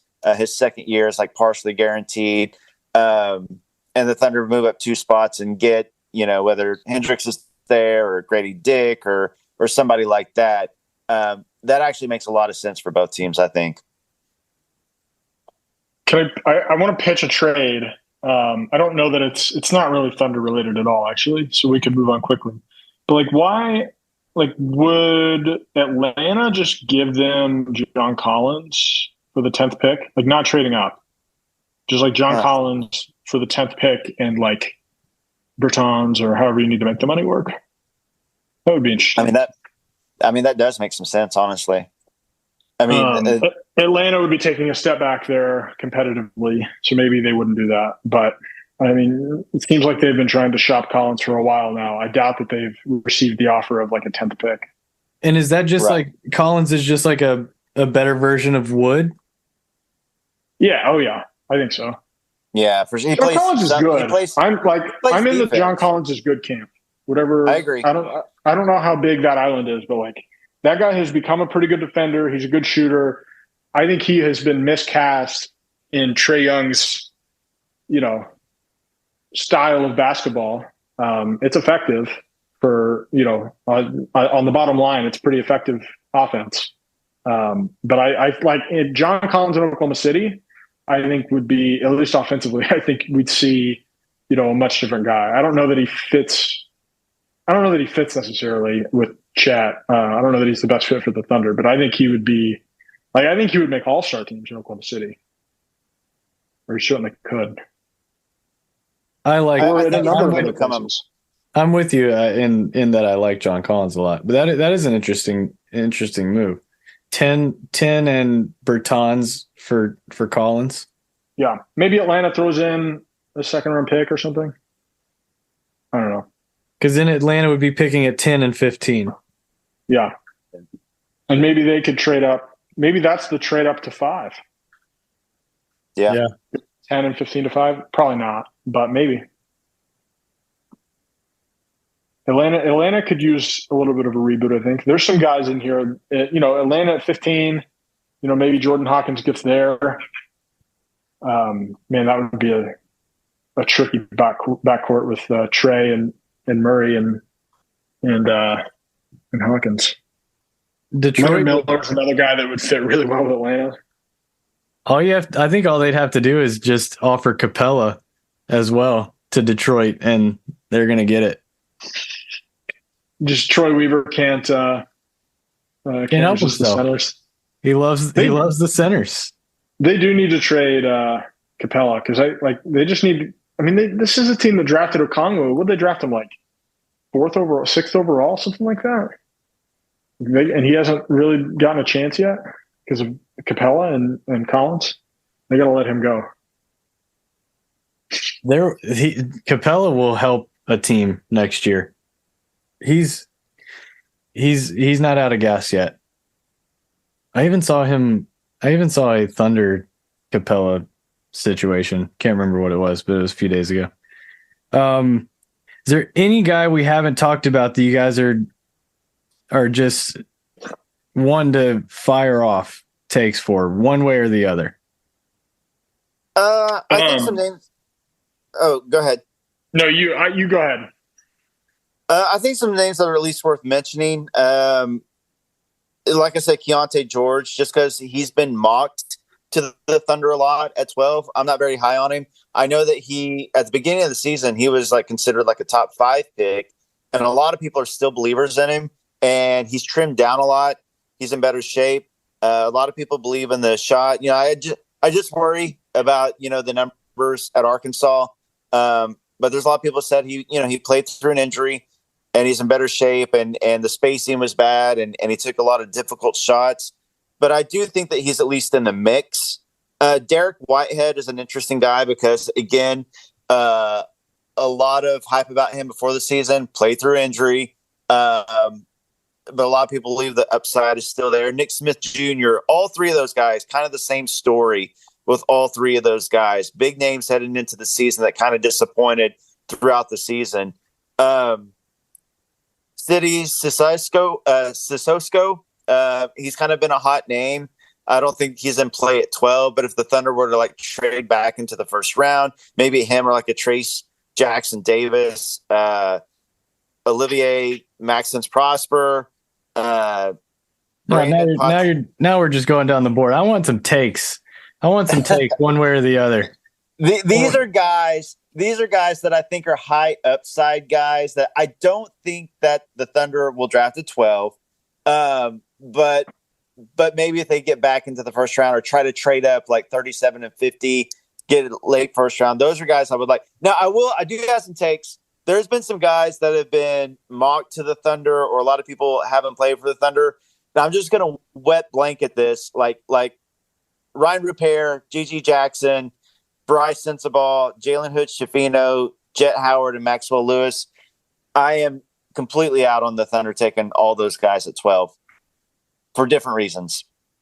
I would say I'm with you on all of those people for the Thunder. I want to just plant my flag that I think GG Jackson is going to be a good NBA player. Wow. I think that's maybe the boldest take we've heard tonight. Yeah, that I am, and it may just be because I saw the right game, but yeah. I remember the game you're talking about. He was playing another prospect, and you were excited about it. I remember you were in the chat about it. He was playing Alabama, probably. He's probably playing Brandon Miller. That's exactly what it was. And yeah. I was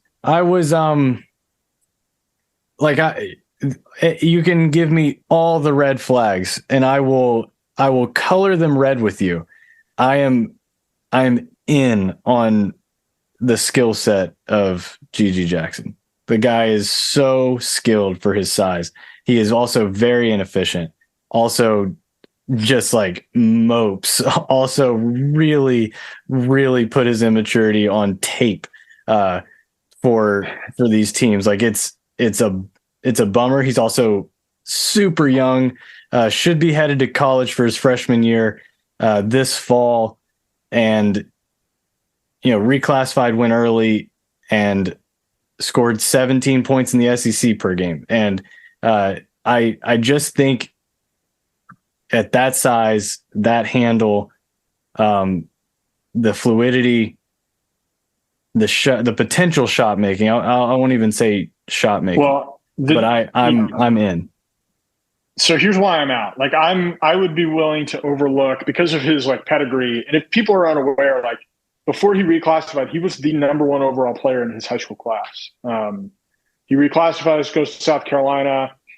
It's a super bad situation. There's like one other, SEC level player on the team, if that. He's a year younger than most freshmen. But here's the thing.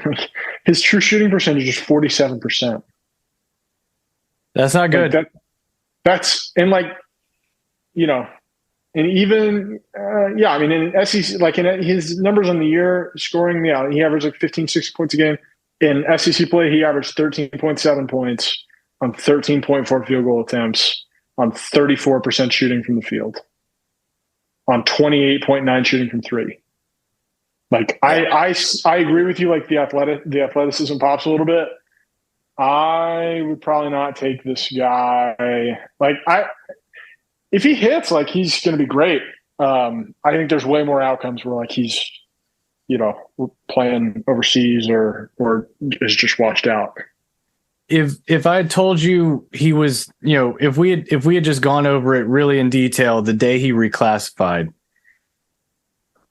yeah, I don't think it's a shock how his year went. Like it's not like I don't think it's even like I don't even think it's like the worst possible outcome. Like it's not it's pretty good. bad. It's not good. It's not good. I mean, here are the outcome. Here's his other options. Like he had three options. All right. He's a kid from South Carolina. So he went to play for his hometown school, but he was committed to North Carolina for like months. So he had three options. He could have committed to North Carolina, which he did, and then had stayed in his current high school class, which would mean he's about to be a freshman, which is probably what he should have done. Right. Or he could have reclassified and played at North Carolina last year, played with a team that ended up not being that good, but like he would have been the fifth starter on a team that had just made the national final the year before with like other competent basketball players. Or he could have reclassed and put himself in a really bad situation with a first-year head coach at a program that has like one good season in 80 years. When they made the Final Four as a 7th seed a bunch of years ago. Like South Carolina basketball does not have like a big tradition or anything. First year head coach, he's the guy, and it just blew up in his face. Like I don't like you say it's not the worst outcome. How could this other than what's the kid's name? Patrick Baldwin Jr. type of situation. Like it's basically just as bad as that to me. Like where he plays for his dad at a mid-major and is awful. He put so much good stuff on tape that I don't think Patrick Baldwin Jr. did. That's true. And like the athleticism definitely pops more with GG. But he also put a lot of bad on tape, both like, no doubt, both with his immaturity and with just like missed shots. He's also pretty post heavy to me.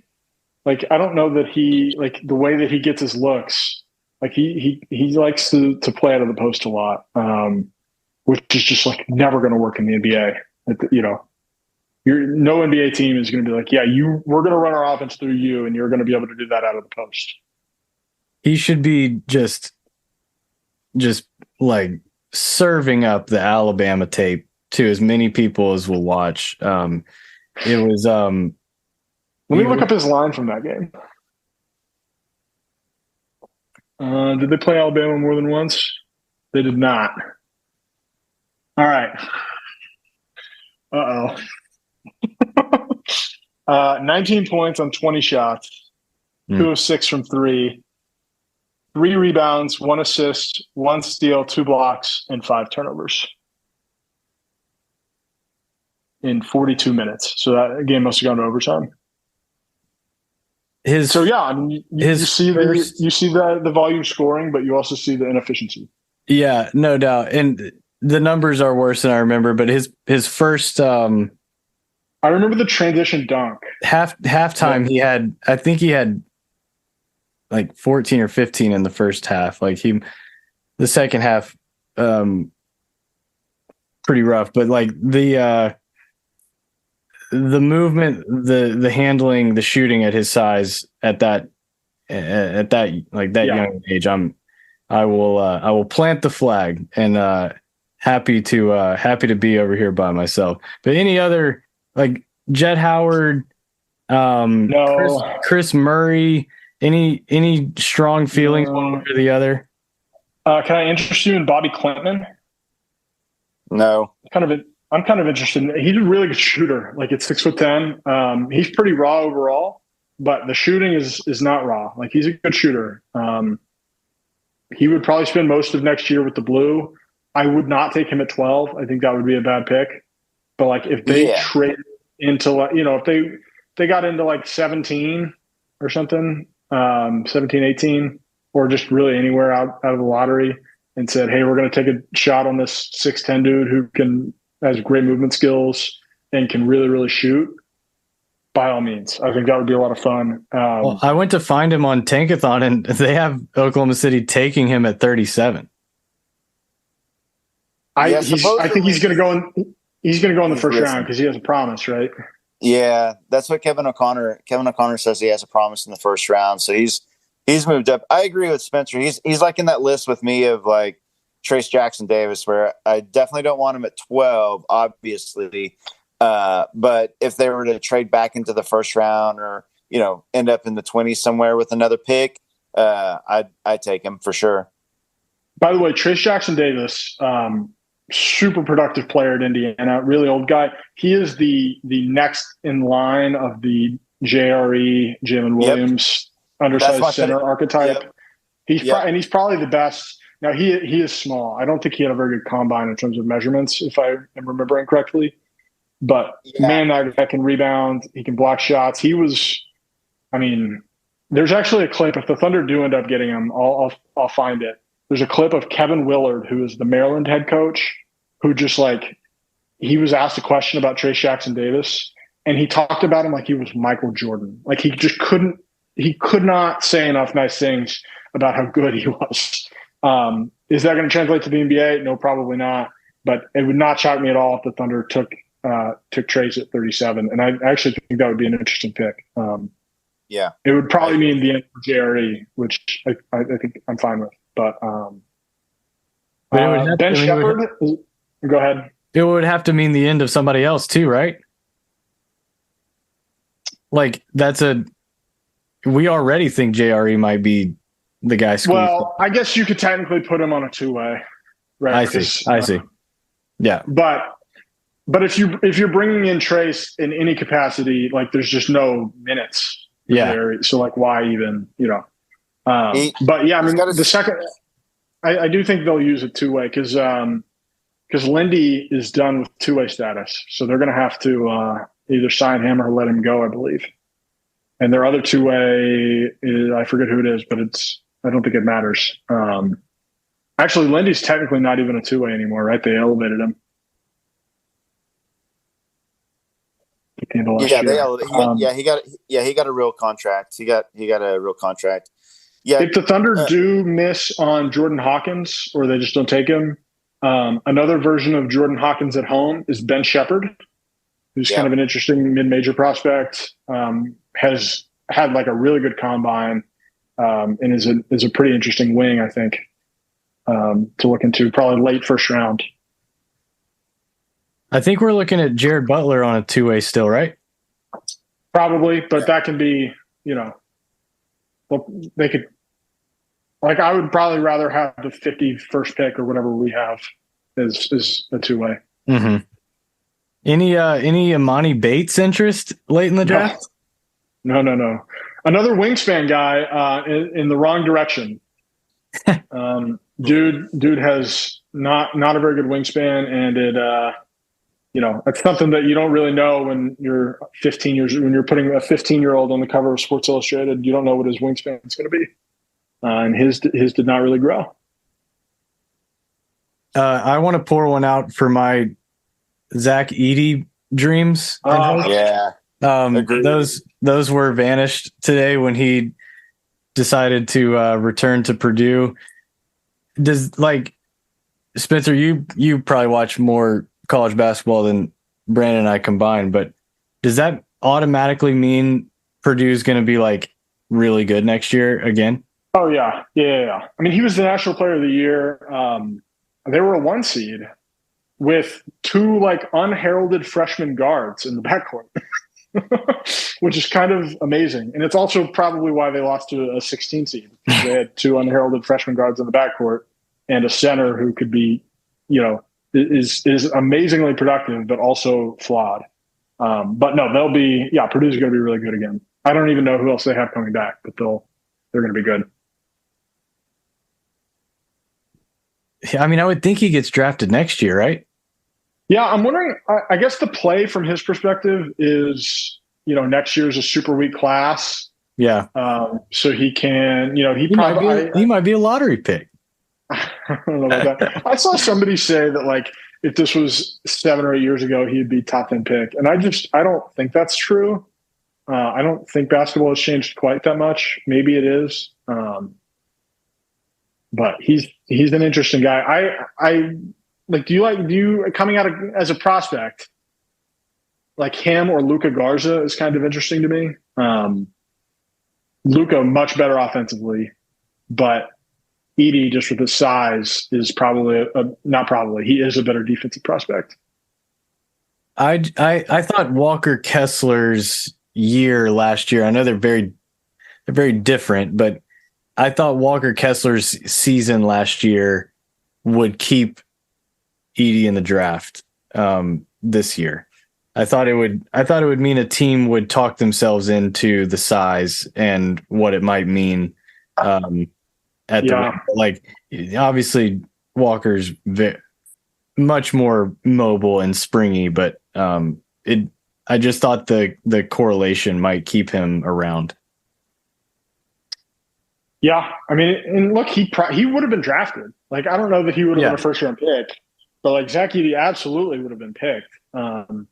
But maybe he goes from like the 41st pick this year to like the 27th pick next. Like maybe that works, and he's going to get paid a ton in NIL to be at Purdue.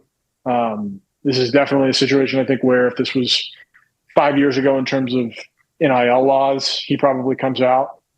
But because he can make, like, he's going to make more at Purdue this year probably than he could. That's fair on a two-way. That's fair. So it's kind of one of those things too. Like Oscar Tshiebwe, same thing. Out of Kentucky, 2 years ago, won National Player of the Year. Drew Timme, sure. Any Drew Timme interest? I think he's finally out of eligibility, right? He's in this draft. Pretty sure. Yeah, he's in this draft. No, I mean, it would only be fun for the vibes. Oh, it would be great for the vibes with him and Chet. Yeah, yeah. But no, as far as like actual, on court, I'd rather get somebody else. I'd like to hire him as an assistant coach. I just want to get him in the program. I'm much more interested in Jay Will minutes. Sure. Much more. Which I don't know that we would have said that. It's funny because Jay Will and Timme played against each other in that tournament game. Yep. Everyone was kind of worried about Chat in that matchup, but Timme was there. Yeah, Jay Will is better. That's true. All right, guys. Any other draft or draft adjacent takes that are just are burning? Whew. I don't. Not both of us at once, I guess. No, I'm just ready for it to be here, man. We've got 3 weeks. 3 weeks from today, as of this recording.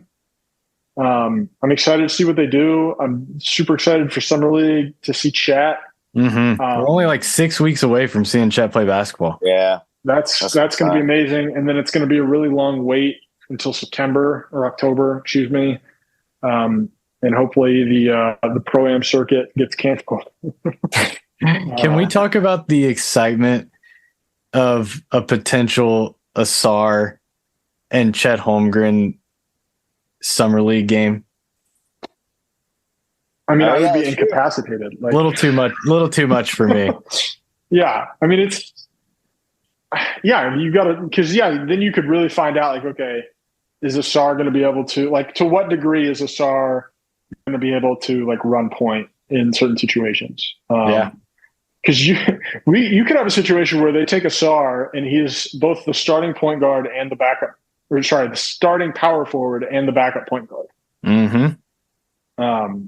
Which I guess you could say the same about Jalen, although I would rather him just be a true three. Agreed. Who has some ISO scoring responsibilities. That's why I want a power forward so much. Like, look, if the Thunder end up with a player like Koulibaly, we're all obviously very excited about him, and I think we'd all be happy. Or if they ended up with a Thompson twin or Grady Dick, all those would be such fun, great outcomes. But I'm ready to see kind of like this final iteration of like starters, like J-Dub at the 3, and then who's going to be at the 4 next to Chet at the 5.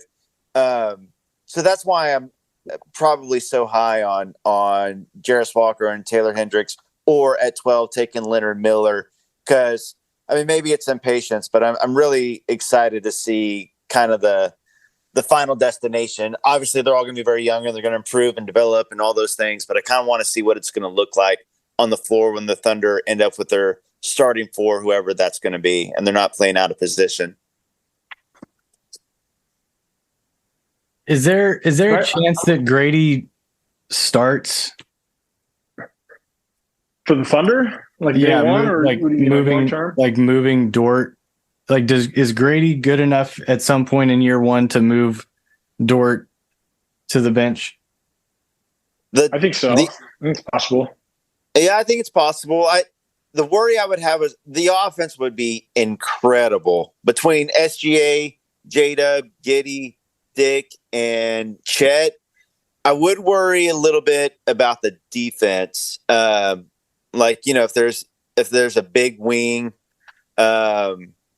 you know, playing Giddey and Dick, likely kind of at the 3 and 4 defensively. I guess obviously J-Dub does as well, but I'd worry about the defense. But man, that the offense might be so good that it doesn't matter. I think you'd need to get Jalen to the point where he can, like, you're comfortable with him guarding the other team's best player, right? Which is a point that, like, I think he's going to get to because he's so smart, motor's high, wingspan is what it is. I think he's going to be able to guard the other team's best player a lot. But yeah, if you're moving Dort to the bench for Grady, I think, I mean, because you don't want Shea doing that, so you don't want Grady or Giddey doing that. And it's not going to be Chet unless the other team's best player is a center. So you've got to be pretty comfortable with Jalen being at that level. Yeah, I think if they did move him there, it would mean so many things have gone well. Like, I agree. It would be a really good outcome. Yeah, like be a good sign, I guess. Yes, yeah, that's a good way to put it. Yeah, that would be very, very exciting.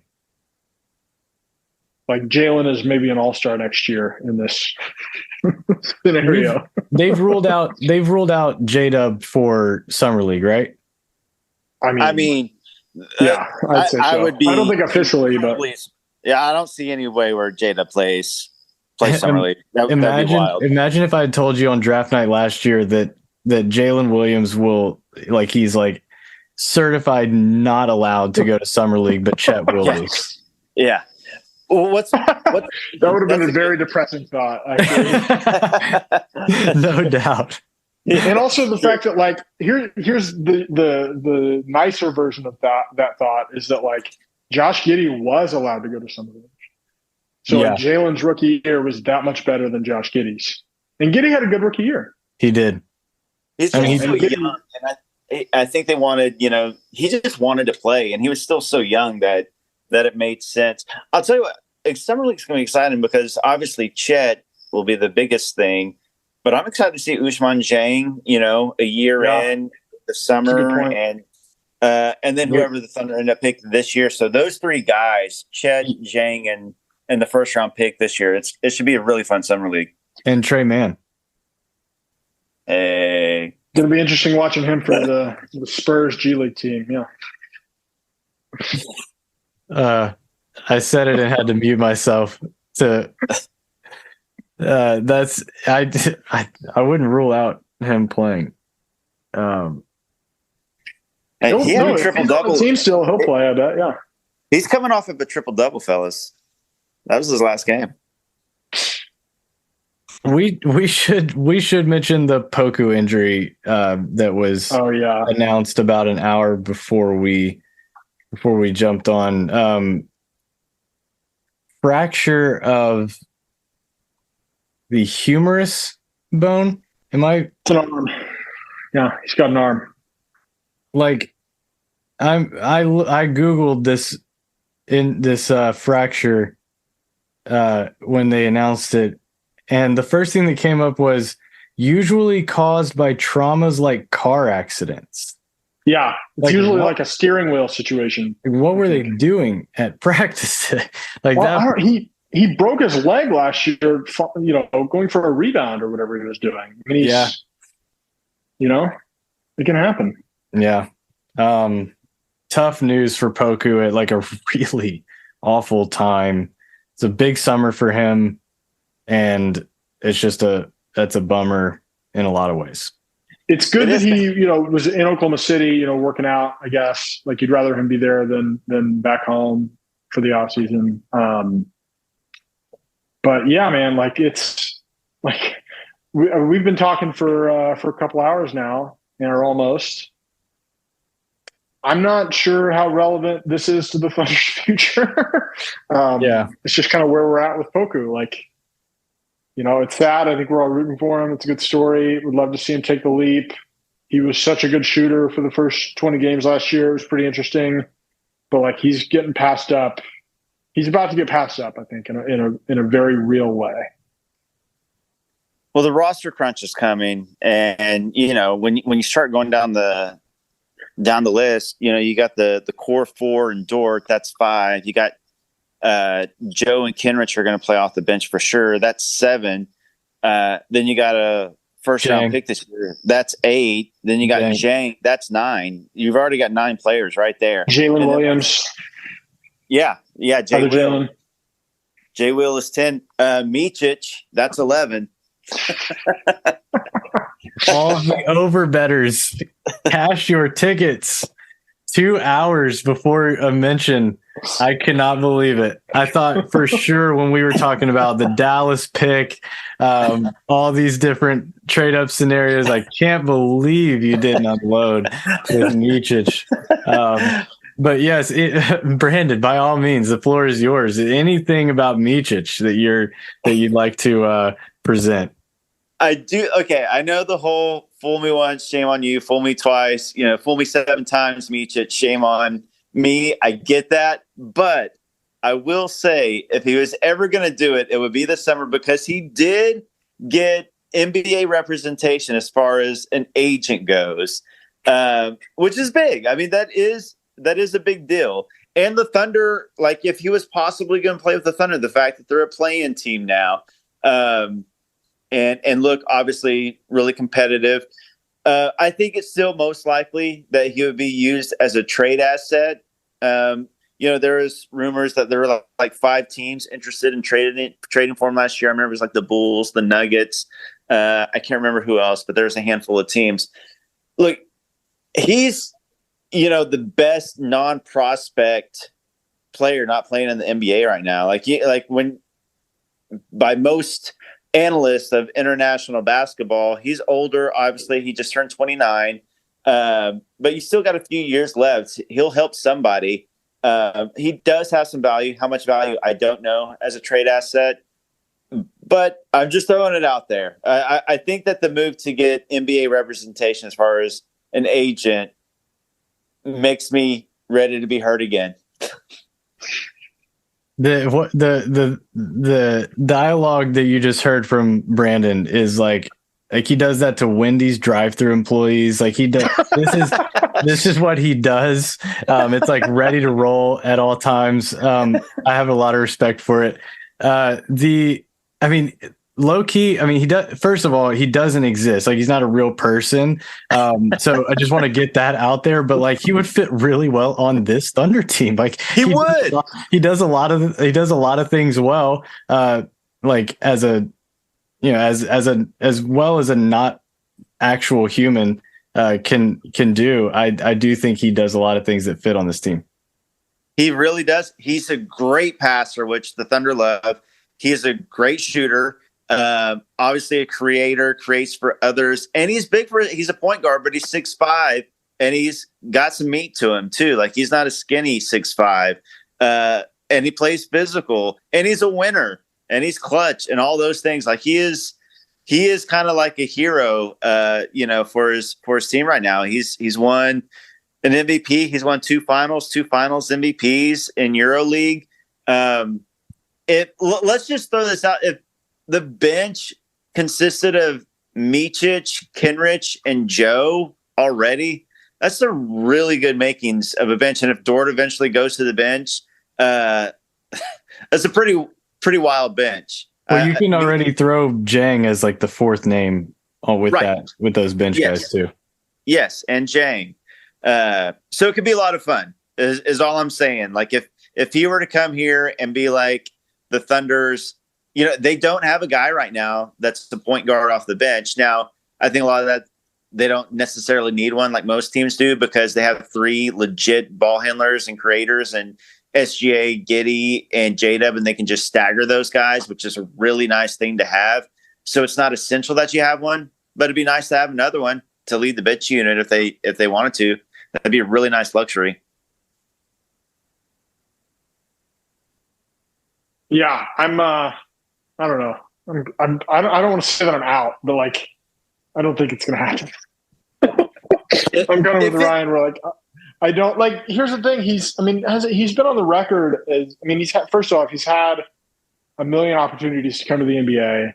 I believe either him or his agent has been on the record, or his previous agent has been on the record saying like, he doesn't want to come to the NBA to sit on the bench. Not that he's not willing to come off the bench, but like he doesn't want to come here and collect a check, like a Gabriel Deck did, right? Like he wants to come and play. And so, which is very fair. He's one of the best players in Europe. Like, do you want to bring in those kind of expectations? Like, when he would be the fourth guard, like with no upward mobility at all.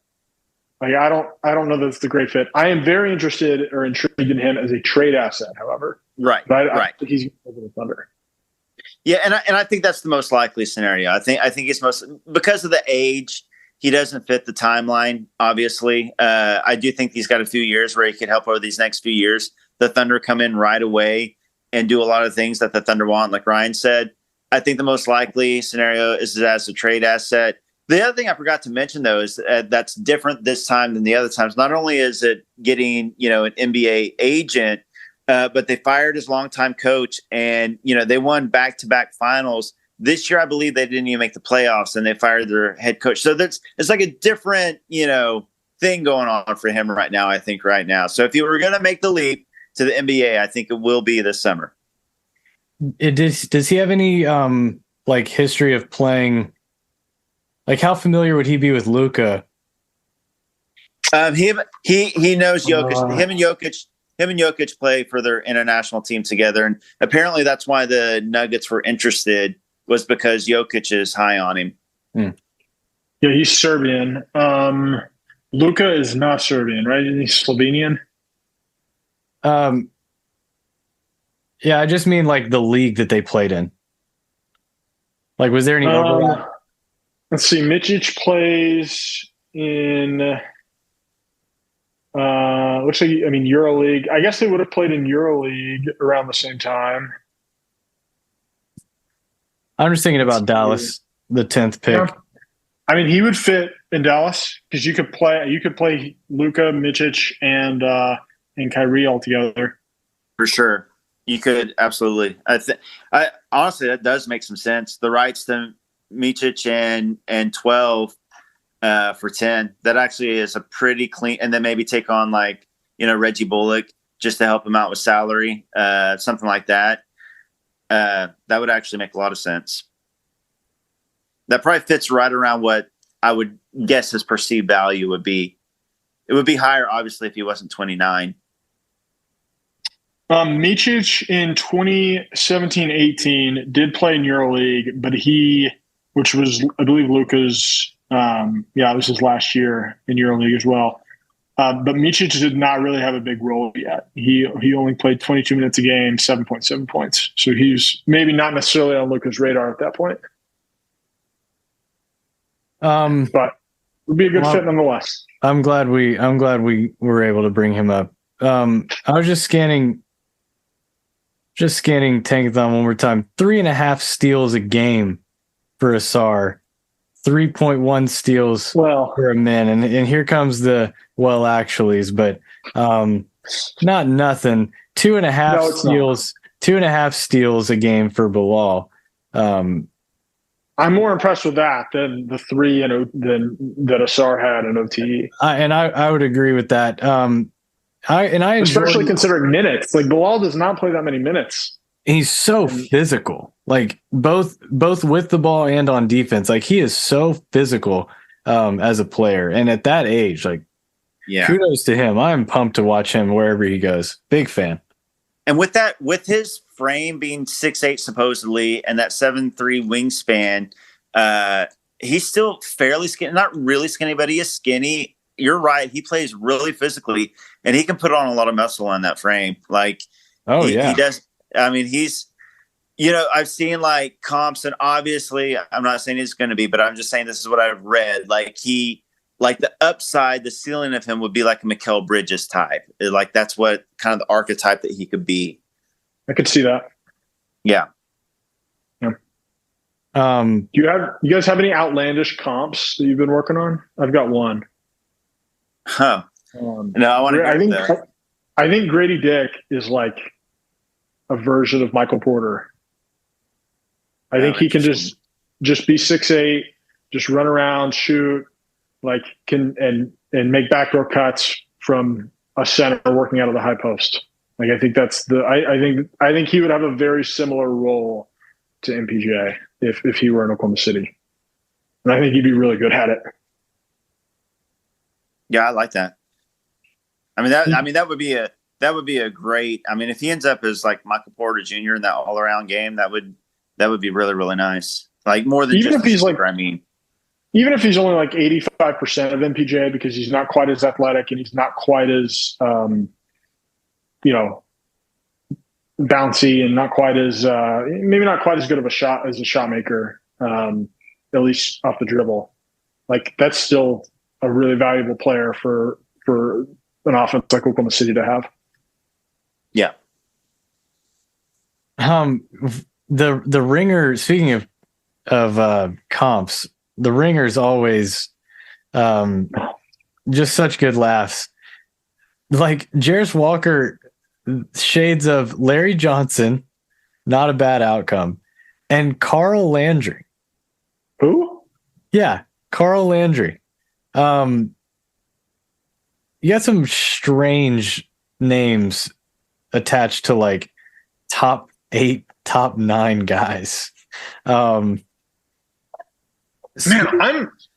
Carl Landry didn't even play that long. He was playing as late as 2016.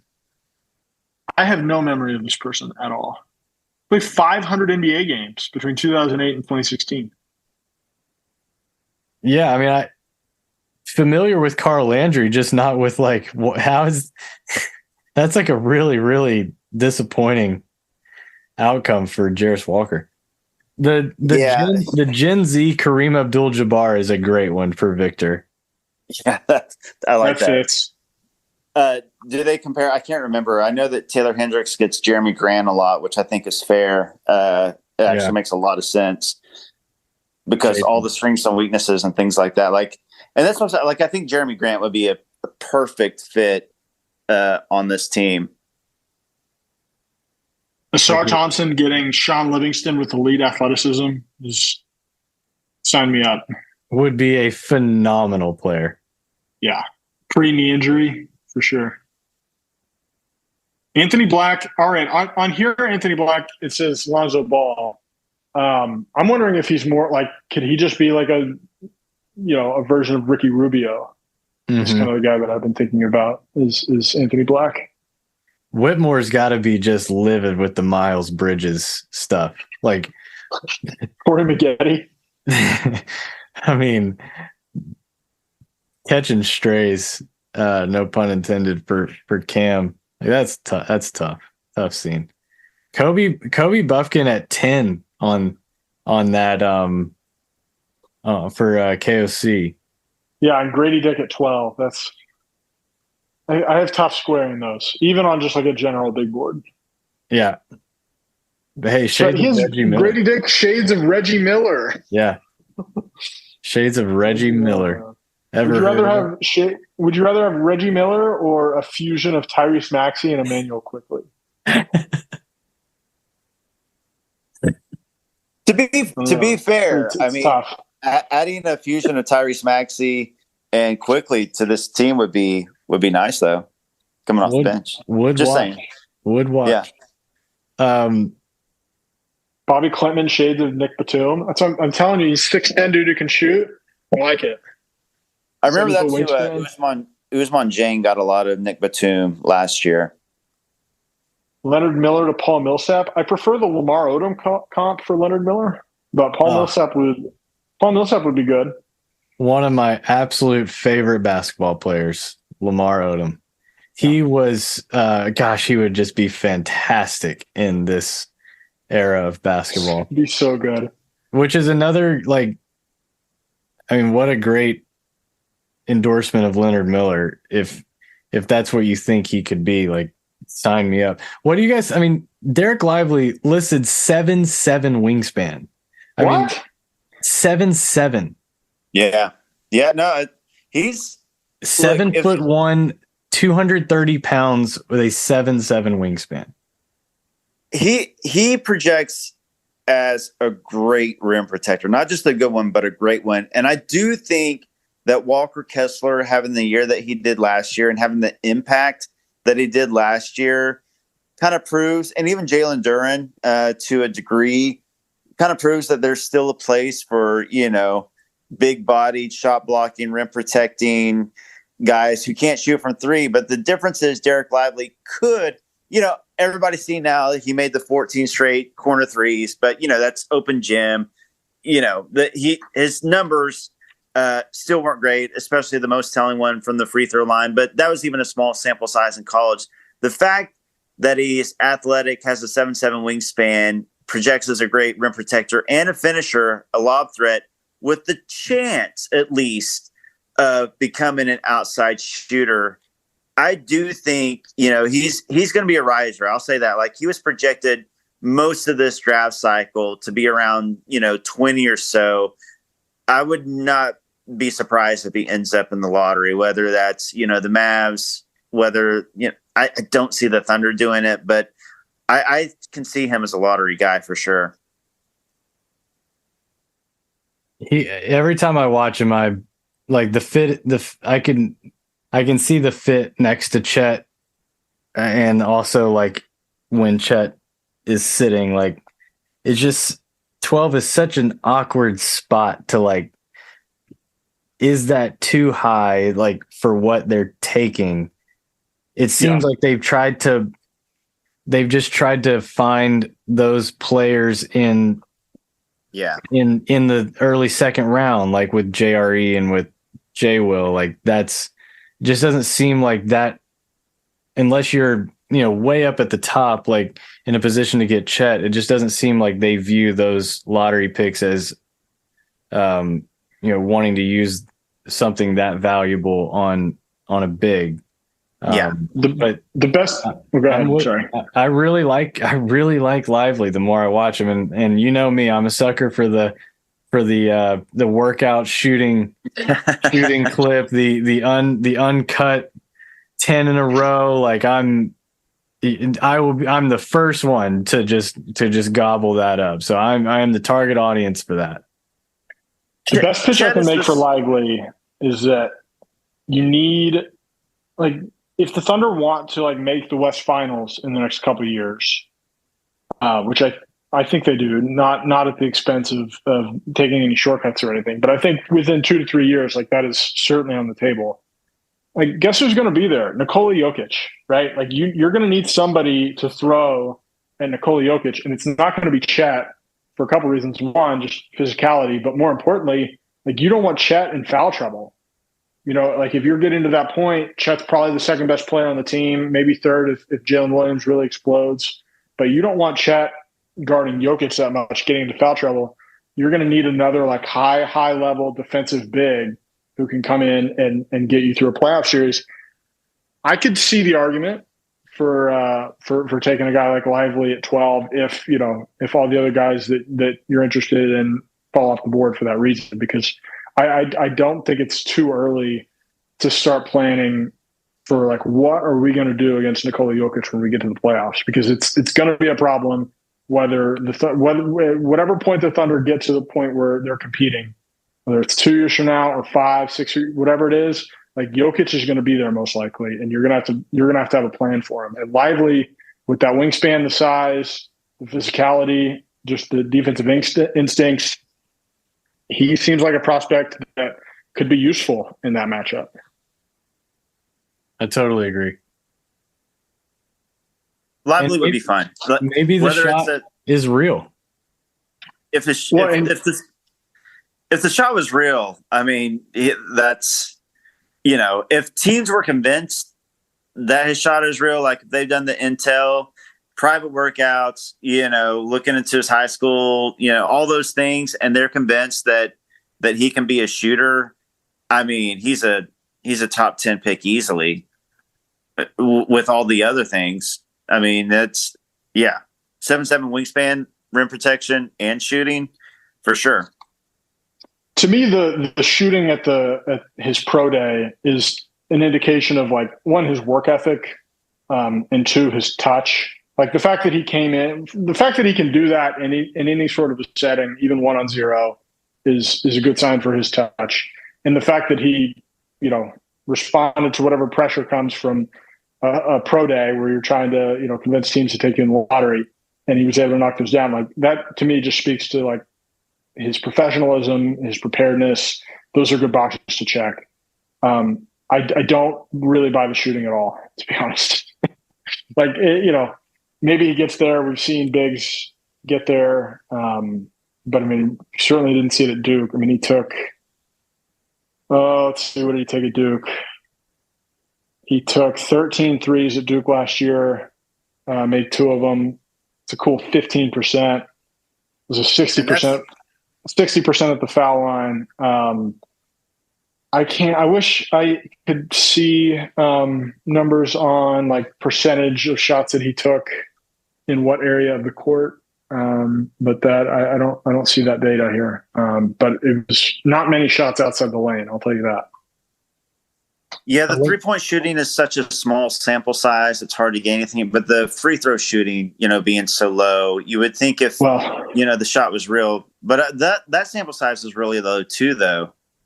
Yeah, I was going to say, to be honest, the free throw sample size is not much higher. Yeah, 21. He was 21 of 35 on the year, which, you know, why do you have a center that's only taking 1 free throw a game? Right. You could throw it out there.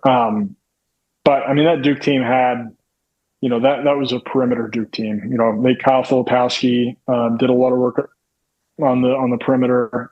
Derek Whitehead, Jeremy Roach, like there were not many post ups there. Duke runs. This isn't Kentucky. Like if this was Kentucky, Derek Lively would have had probably a lot more foul shots this year. All right, we've got to wrap this thing up at some point. Many more to come, but this was great. We're 3 weeks out from the draft. We're going to hit a mock draft coming up next, where we will we'll duke it out as posing as GMs for these different teams. We might have to call in a trade or two, so be on the lookout for that here in the next couple weeks. And to the boys, thank you so much. This was long overdue, something we've been looking forward to. So thank you very much. Yeah, that was a lot of fun. We will talk to you soon. This is the Daily Thunder Podcast.